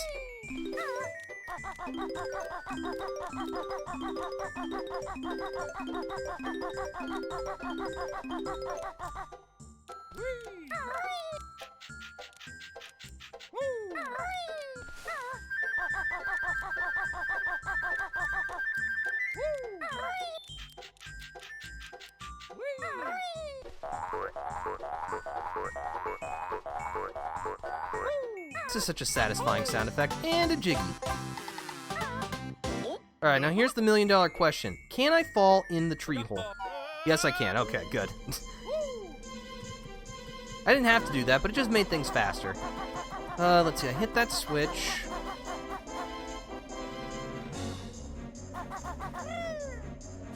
Sorry, I just saw that guy staring menacingly at me in the distance.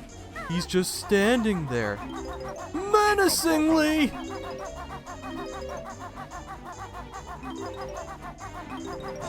There's another present right over there. Another Mumbo token.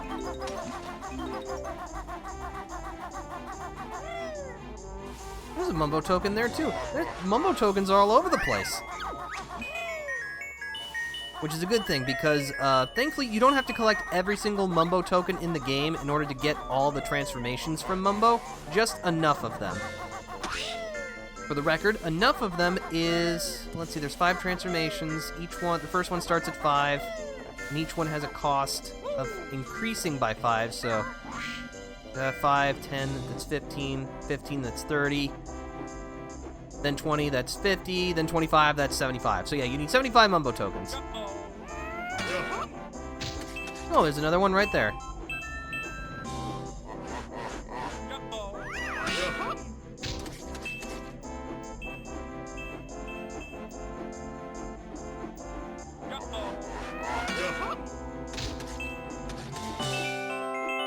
And for defeating all the Sir Slushes, we get another Jiggy. It's way up there. Well, actually, hold on. Before I do that, there's something else that we can do while we're flying.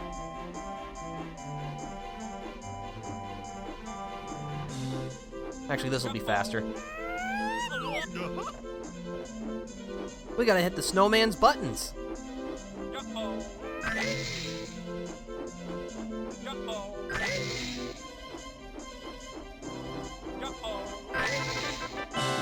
And that gets us another Jiggy.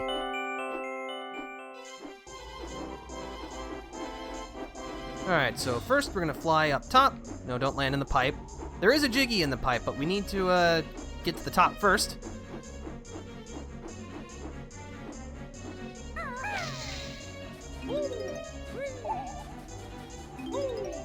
Out of my way.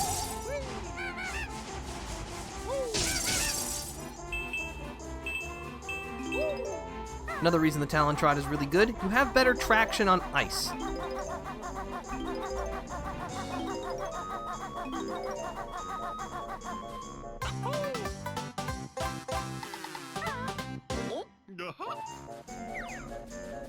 Oh, let's see, there should be... Where's the snowman's broom? Also, sorry if the camera rotation is a little fast. There is no, like... Is there an option to adjust the speed? I don't think there is, but let's find out.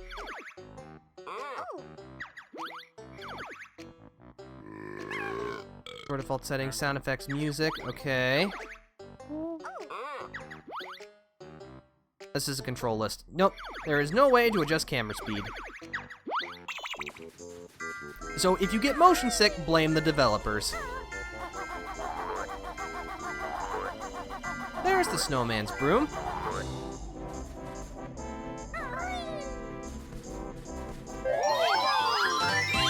Let's see, I'm actually... Alright, this is gonna be a little risky, but I'm gonna go for it.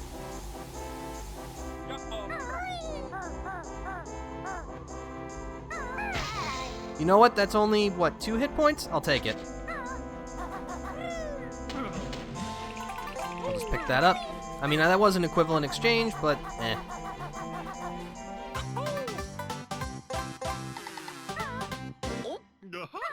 But yeah, this type of game is my element.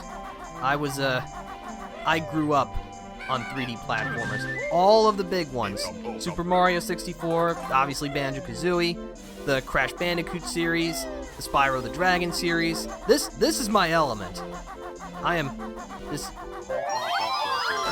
don't know, it's just... This is just where I'm comfortable. It's second nature. Okay. So this never got anything like the Insane Trilogy or Spyro Reignited?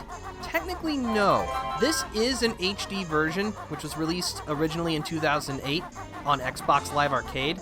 But in terms of like a from-the-ground remake, no.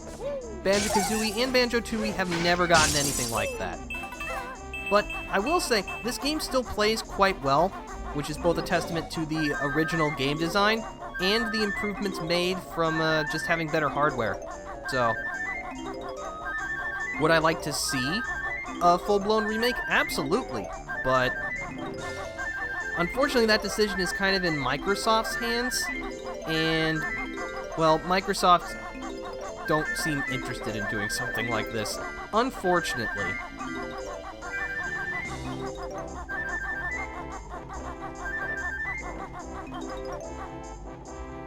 Did you ever play the Bomberman games? Yes, I did. I know I played Bomberman Hero.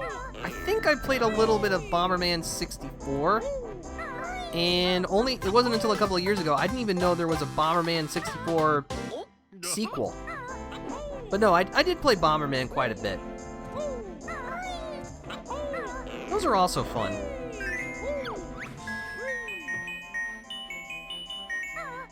See, I don't think... Oh, okay, this just lets us do this. Okay, that's fine. Please let me land. Alright. Now, we ride.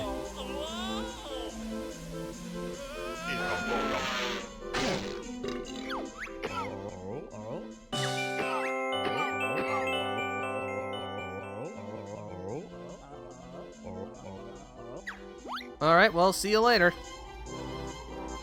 I only ever really remember playing Bomberman Party Edition.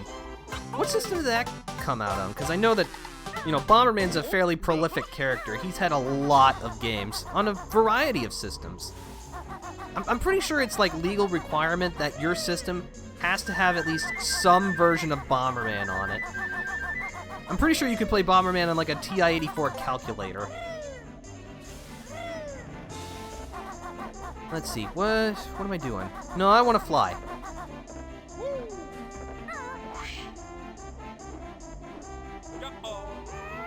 Only on PS1. Okay.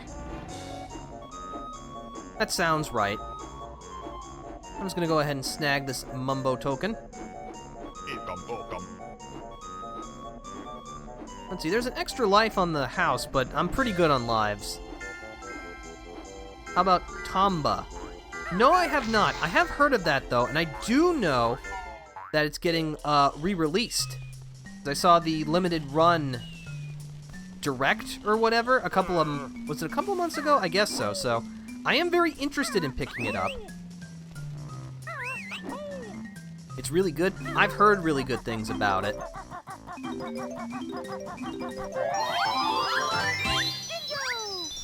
Alright. Transmogrify me!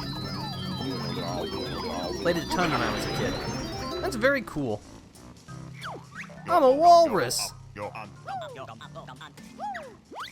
now that's just plain hurtful, Mumbo. You didn't have to say it like that. Look at him.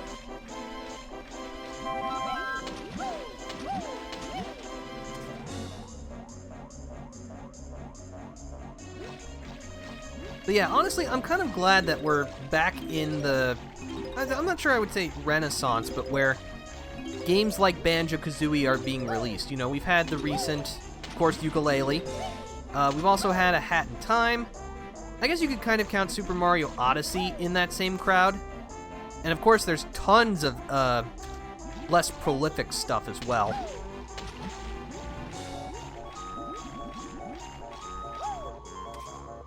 It's just fun to collect stuff and jump around. Eekum bokum. Actually, hold on. What am I doing? I'm not doing this in the right order.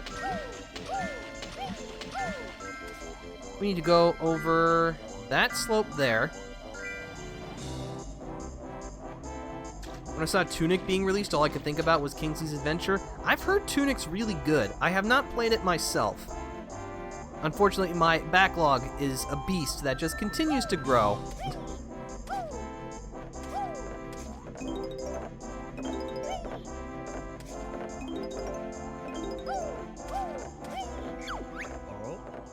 Mr. Walrus. Alright, sure. Let's slip and slide away. Just steer through the red slalom gates and beat Boggy to the end.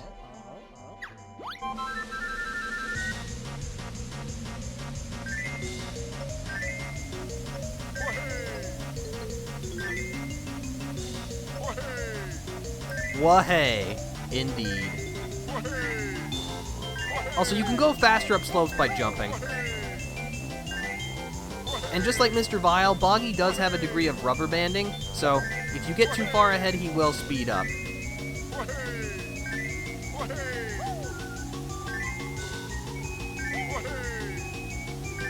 Seems a lot more like Link's Awakening, though, looking at it again. I can kind of see that. I think the idea behind Tunic was to, like, mimic the sense of discovery that, like, the original Legend of Zelda had.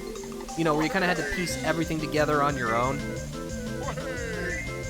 I mean, isn't one of the things of Tunic that, you know, it's kind of in a language that isn't, you know, any other recorded language, so you kind of have to decipher what all the instructions and other things are?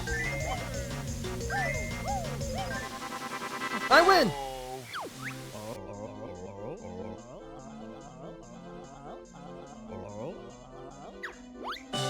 Alright.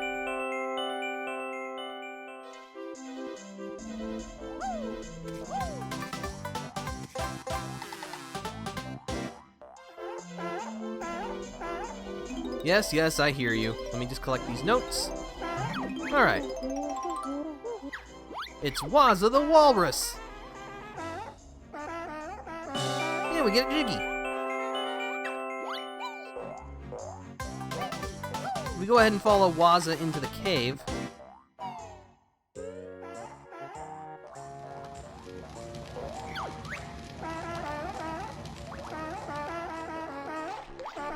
We can plunge into this icy hole. And on the other side, eventually, we'll find another empty honeycomb piece.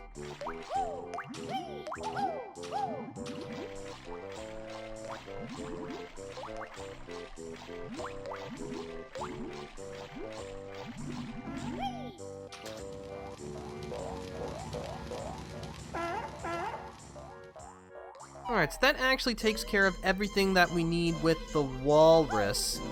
Because we don't need anything with him in the overworld. So we're actually going to switch back to Banjo, because that's how we're going to collect the last two Jiggies. Well, actually, no, there's one other Jiggy, but we'll get that on our way out.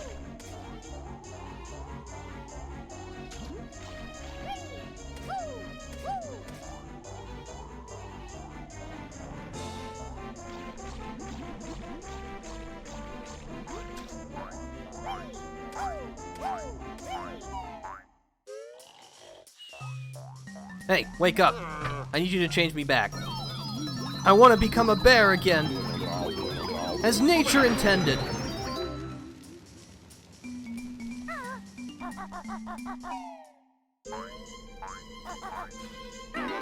Alright, so we'll need the wading boots to cross the icy water.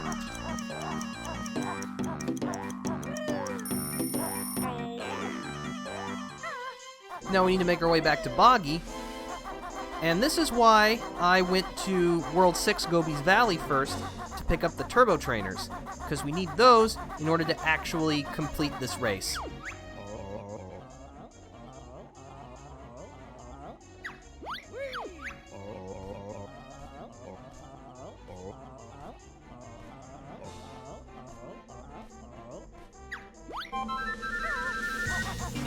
And as you can see, Boggy is much faster, but he'll still be no match for us.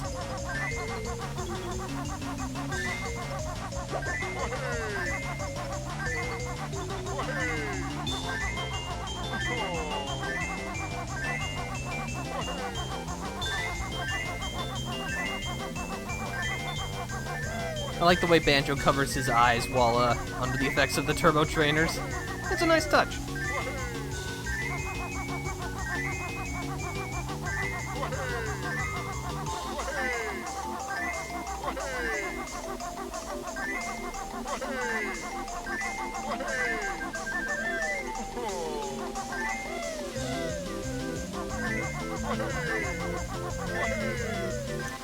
No problem at all.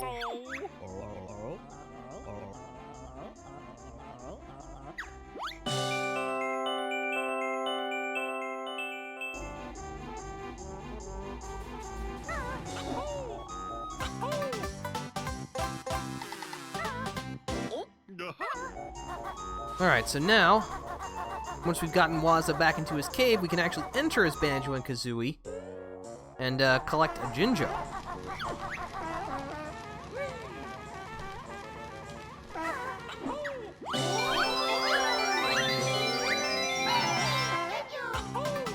Also, this is where the ice key is located. Again, that's about the whole thing of stop and swap.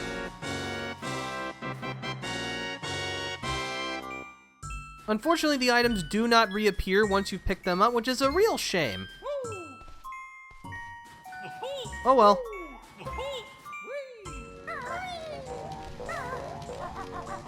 But yeah, normally in the N64 Banjo-Kazooie, the ice key would be behind a wall. You just have to stare at it longingly, knowing that it would never be yours. Such is our lot in life.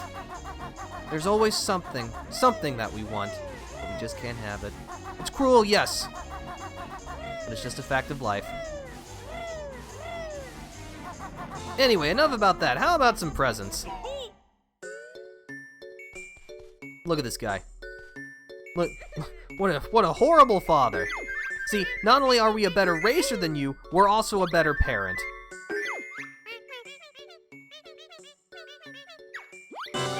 Thank you.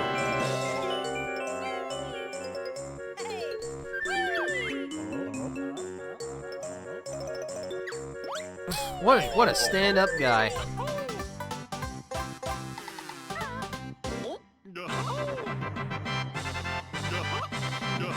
All right, that's Freeze Easy Peek in the bag.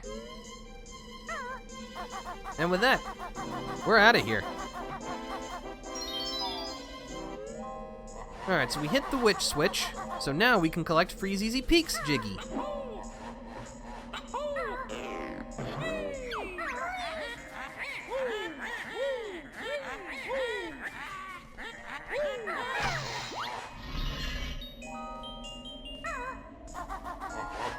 I ran past the turbo trainers, are you serious? Alright, well, let's just try that again.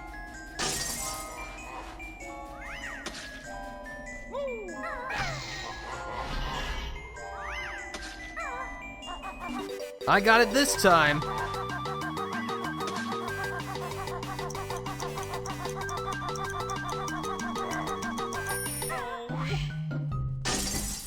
Alright, so there is technically one other Jiggy we can pick up, but we'll just do this right now.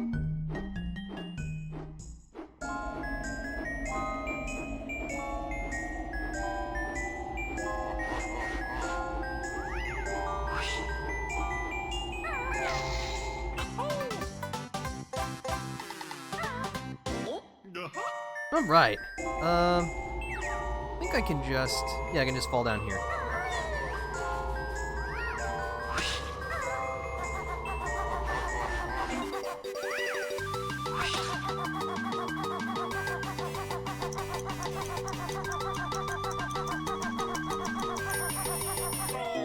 Alright, well, let's head off down this way. We were here briefly for unlocking Gobi's Valley. Actually, hold on. Gobi's Valley is back. We don't need to push forward just yet.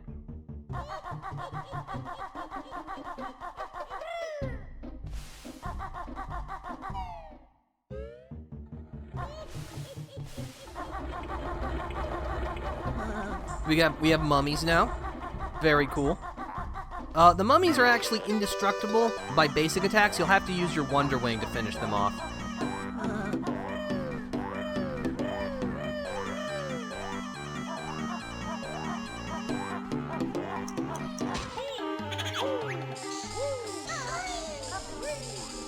Oh, sand eels. Well, it's not... Oh, how delightful. I thought eels were scary enough in their natural habitat. Alright, here we are in Gobi's Valley in earnest this time.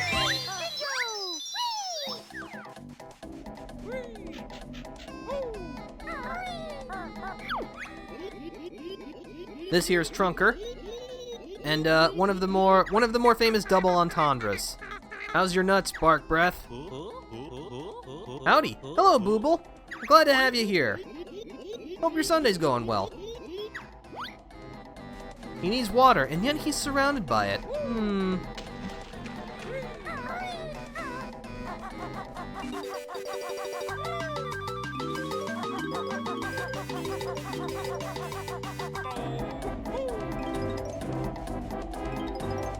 Alright, so first things first, we need to explore the mysteries of the Sphinx.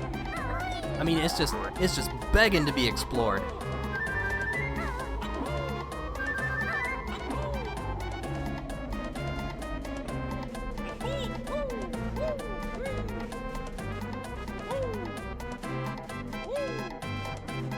Get this Mumbo token.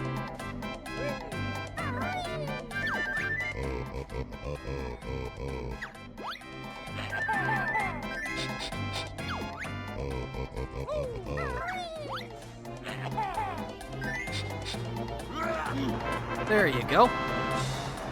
Glad to know that eggs can solve the common cold.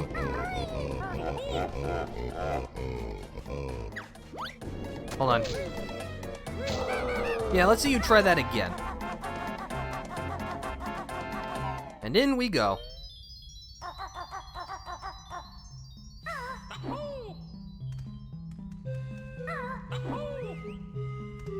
Oh, come on. There we go. Whoops, didn't want to do that. I want to shoot eggs into these. Now we'll go on a magic carpet ride.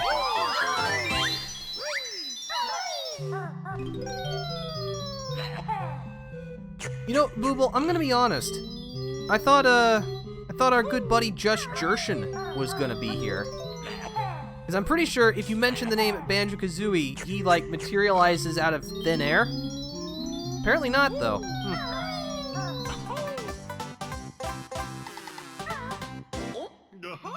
Nice. Avoid breaking my legs.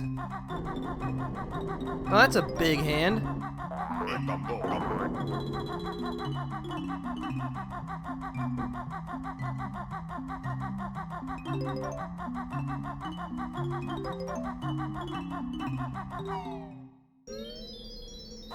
Okay, I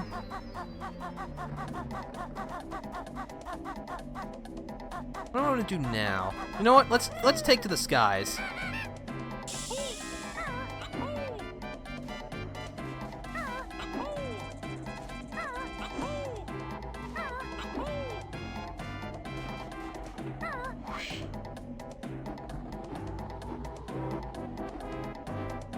We need to fly through all of the conveniently hexagonal-shaped rings.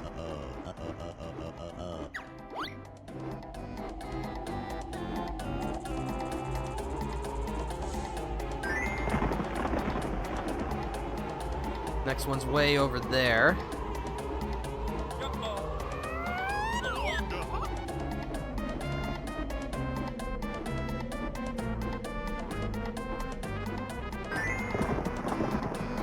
Oh, that one's not far at all.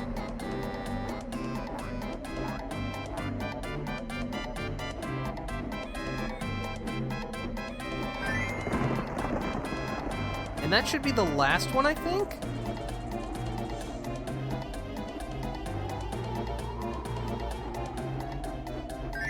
Sure is. I mean, it's a Jiggy. I'll take it.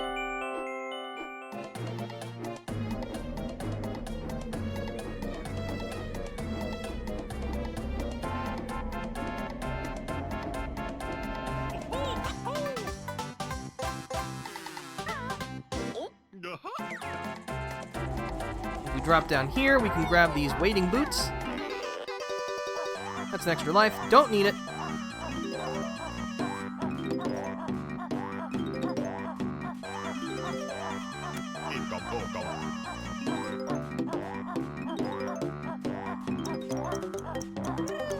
No, I need that. And I say that only half in jest.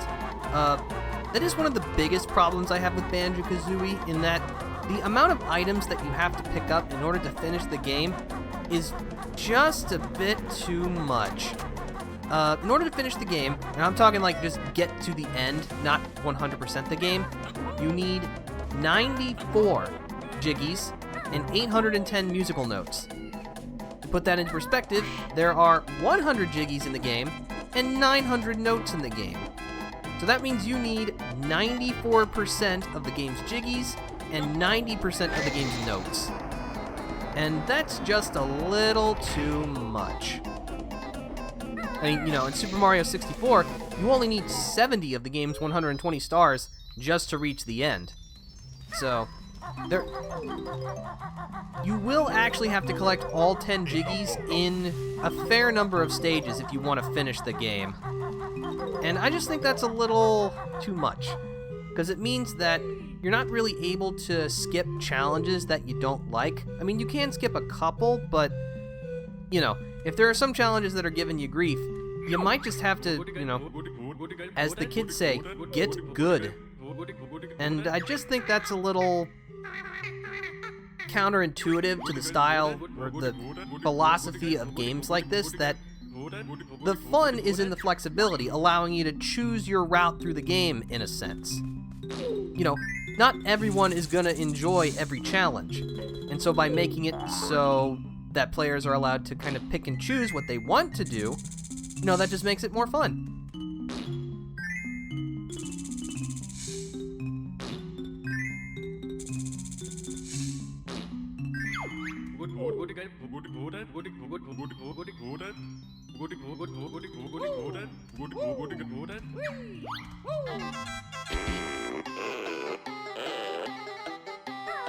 And don't worry, you don't have to stand on the basket in order to get up here. You can climb up Histup's neck, which does look very weird.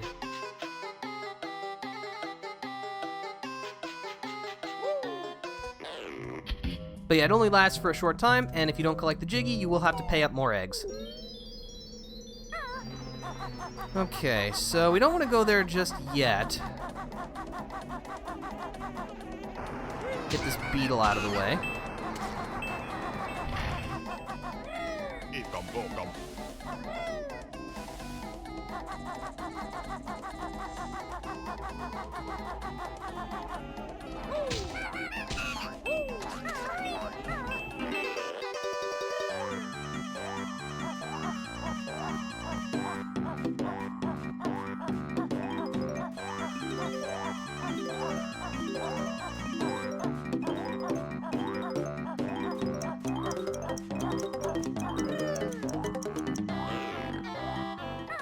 You know what, chat?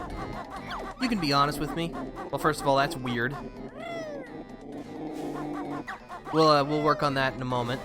But you can tell me. It's a little strange seeing someone just kind of casually play Banjo-Kazooie on Twitch, isn't it?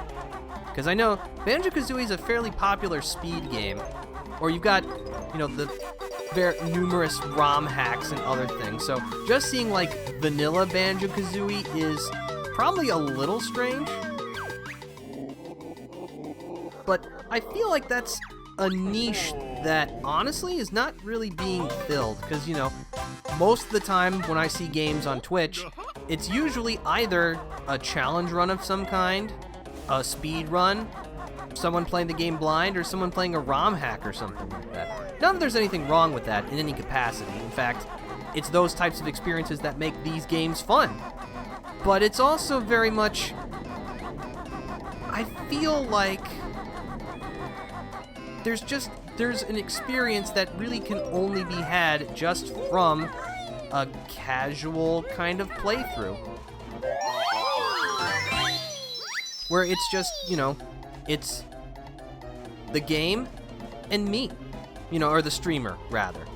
And I don't know, I just think there's a kind of simplicity to it. Maybe I'm overthinking things, but I don't know, it's just...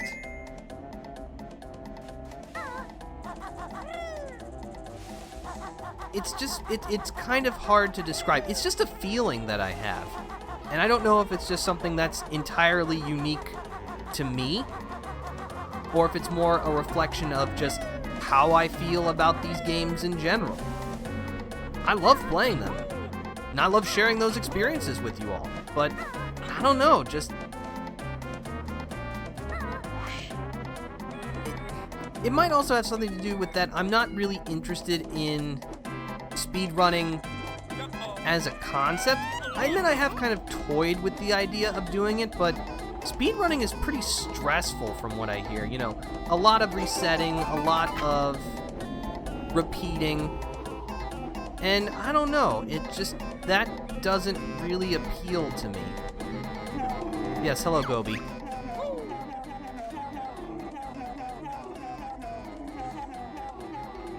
Alright, we'll get you free.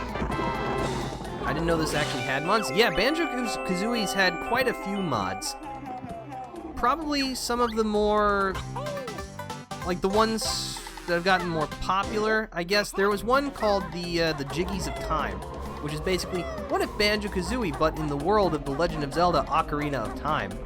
It's pretty interesting from what I've heard.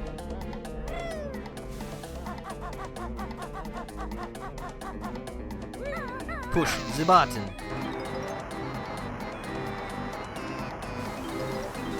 No, I want that. Thank you.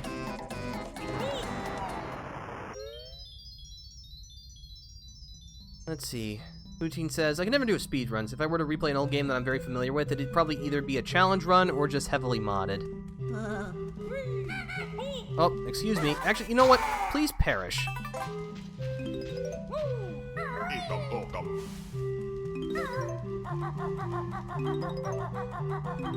Alright, so this is a memory game. Just flip the panels and match them.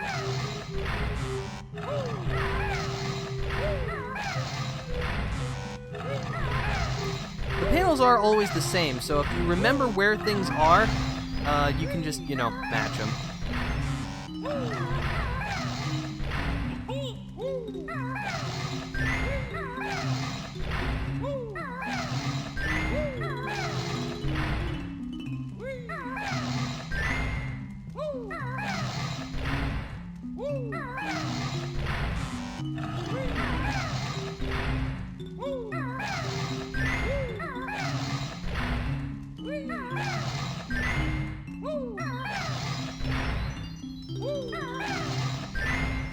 I know, I'm pretty sure these two are like right next to each other. Yes.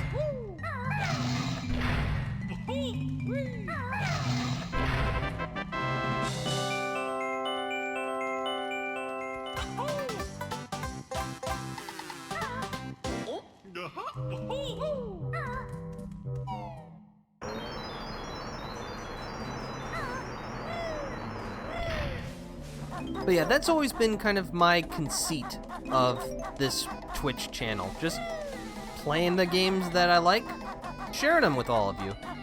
And you know what? Maybe it's not going to be the thing that's going to make me a household name. That's not even really what I want. But you know what? I'm enjoying myself. And I hope you all are enjoying yourselves too. That's all I could ask for.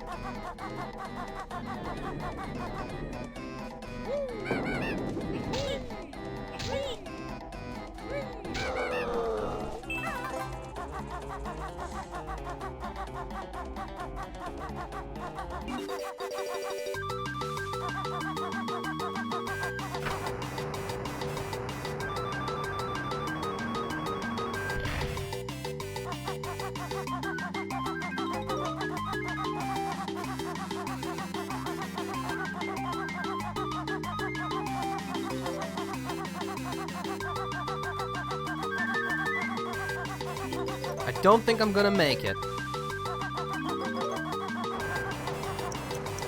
Oh!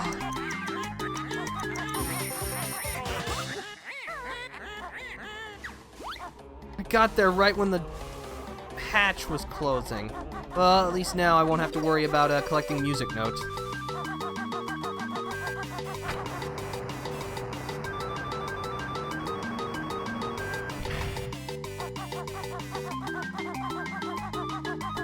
Now I can cut the corners.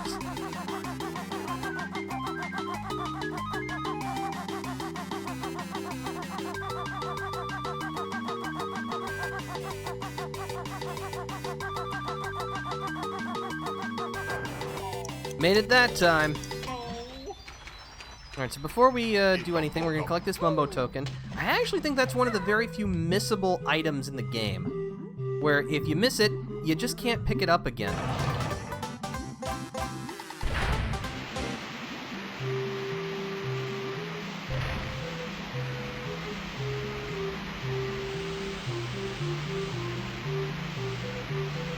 Alright, so that filled up the moat. Or, I guess, what would that be? Like a grotto? I'm not entirely sure.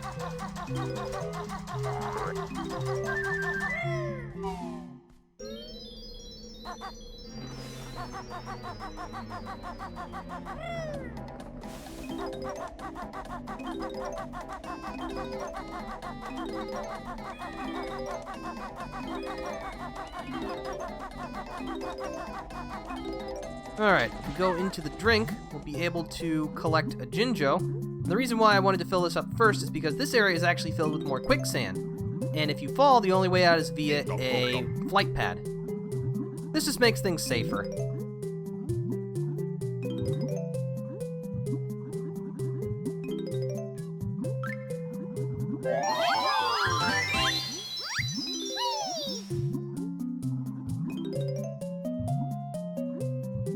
Alright, we got all the notes here.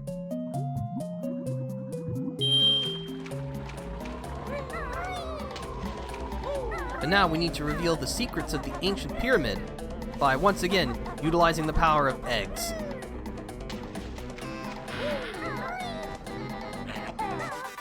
No, excuse me. Thank you.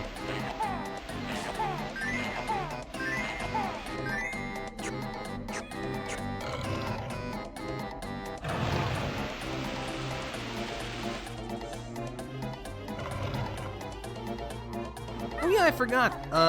Because this game is on, well, I'm playing the Xbox 360 version, the controller actually has rumble, because the N64 controller does not have rumble built in by default. You needed to use a rumble pack. And I don't think Banjo-Kazooie was compatible with the rumble pack.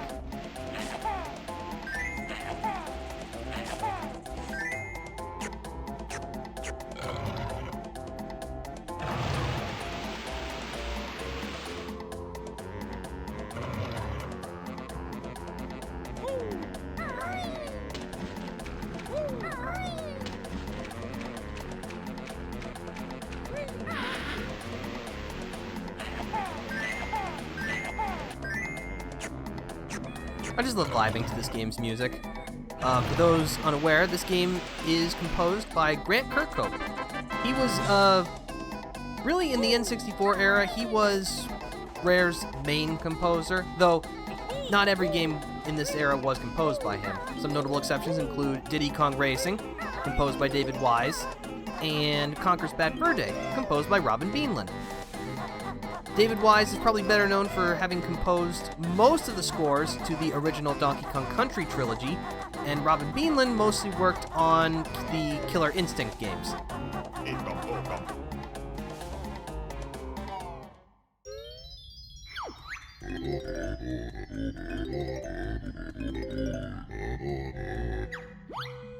I think I can handle some wrath.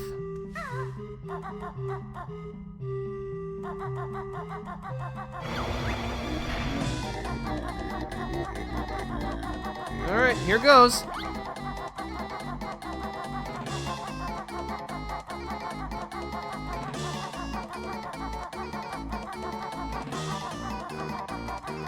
Yeah, this should be the witch switch right here.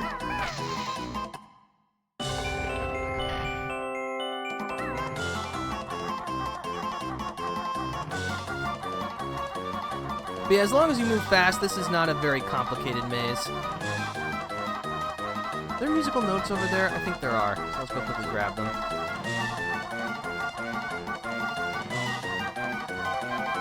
No, there are gold feathers, but I still needed them, so we're good. Excuse me, Buster. I think these are musical notes. No, those are eggs.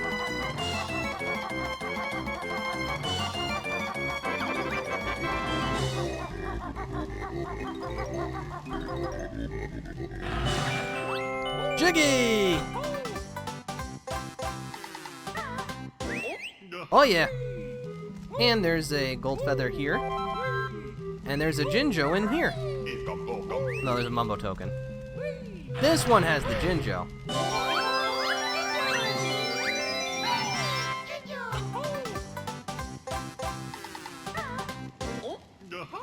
Let's see, I have, what, 95 notes? That seems weird.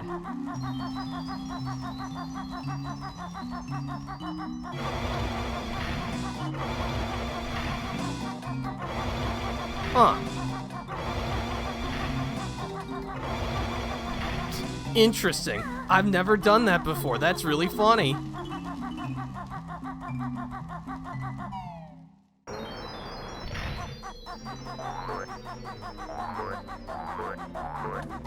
I didn't even realize that the timer would start up again when you went back in. I thought it was like, oh, you did the thing. Now you can explore at your leisure. Apparently not.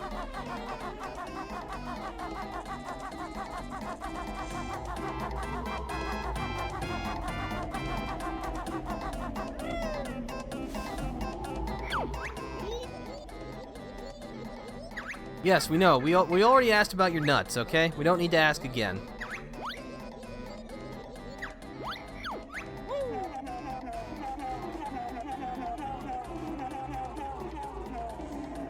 Gobi, didn't anyone ever teach you how to share?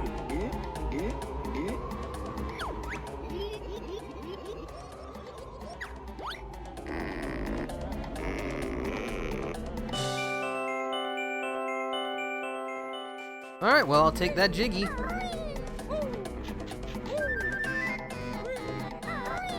So now I guess if we ask why Trunker has a long face, we now know the answer. Alright, we're not quite done yet. We still have one more thing to do. We gotta collect the last couple musical notes, and thanks to the increased draw distance power, you should have been able to see Gobi up there in the background.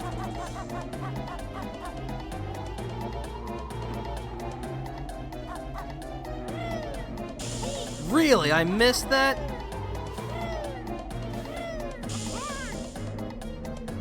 Alright, come on, Defender. Let's not perish right at the easy step, okay?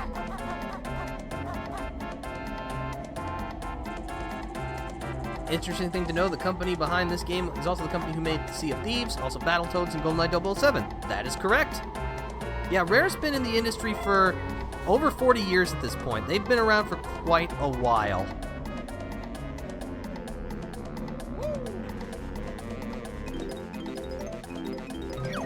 That's all the musical notes. And I'm sorry, Gobi, you gotta give me the goods.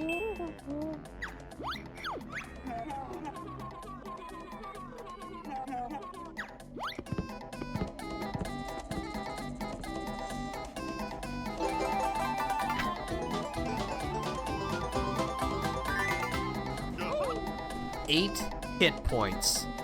We are one tough bear.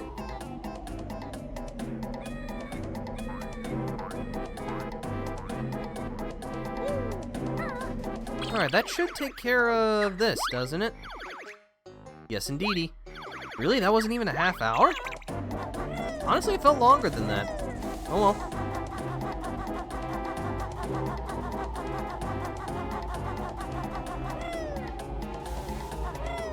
Honestly, I do feel like I'm blitzing through this game very quickly, which I guess makes sense. But,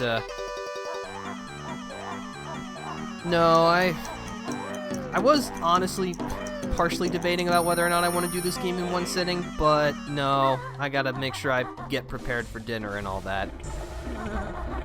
However, I do think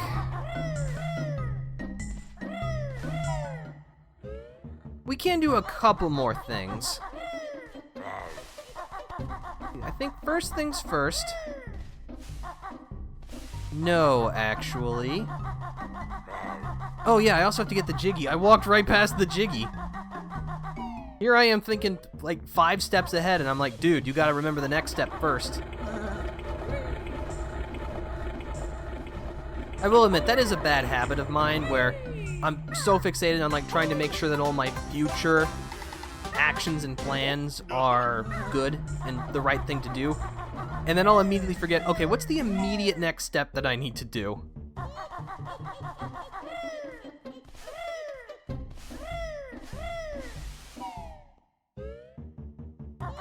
So, let's see. First things first.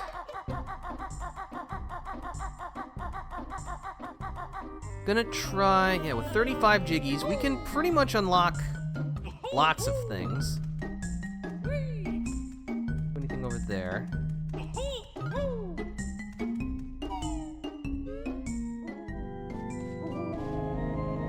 Okay, actually, this is not correct order of operations. Because in order to actually unlock where we need to go,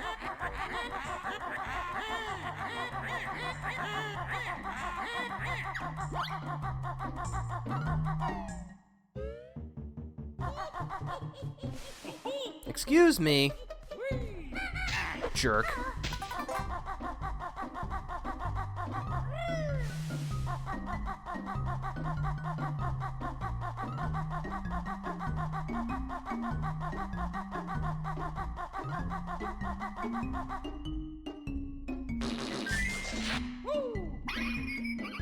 This will unlock another Magic Cauldron shortcut, or at least enable us to open up one when we find the same color.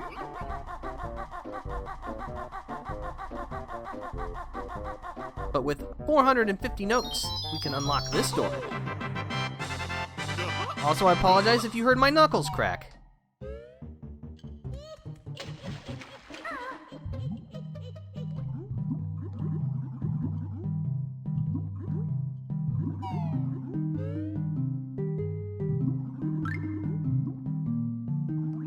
Let's see, we're just gonna go into the hole.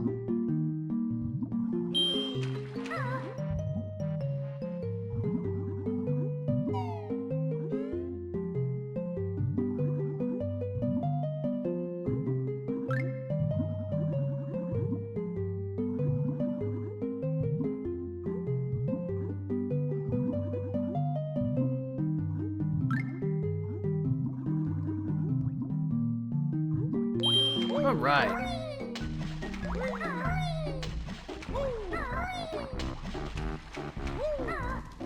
We'll just need to do a little bit of platforming to get our way to the painting, or a picture rather, for World 7, Mad Monster Mansion.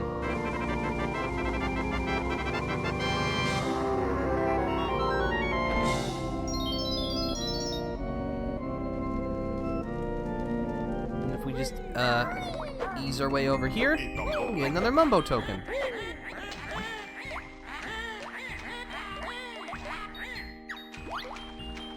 Let's see, so we could go there. Can't do anything with that yet. Yeah, honestly.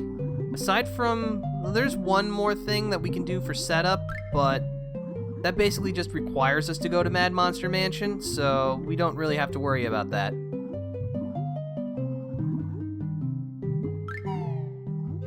Yeah, we're in good shape. Why don't we just go ahead and check our stats? Got 7 Jiggies. Yeah, in just 2.5 hours, we've gotten 600 out of 900 notes, 67 out of 100 Jiggies, and 18 empty honeycomb pieces.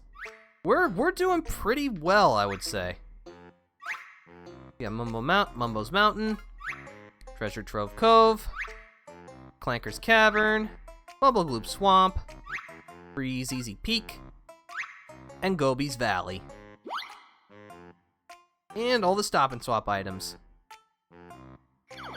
Yeah, I think this is going to be a good place to call it quits. As much as I would like to continue, I do have to get ready for dinner. So, yeah. But thank you for stopping by, everybody. I hope you enjoyed yourselves. definitely gonna finish Banjo-Kazooie the next time we stream this game, so look forward to that. If you'd like to stay up to date on the things that I do, please consider following, I'd appreciate it. But for now, this is the Defender, signing out. See you later!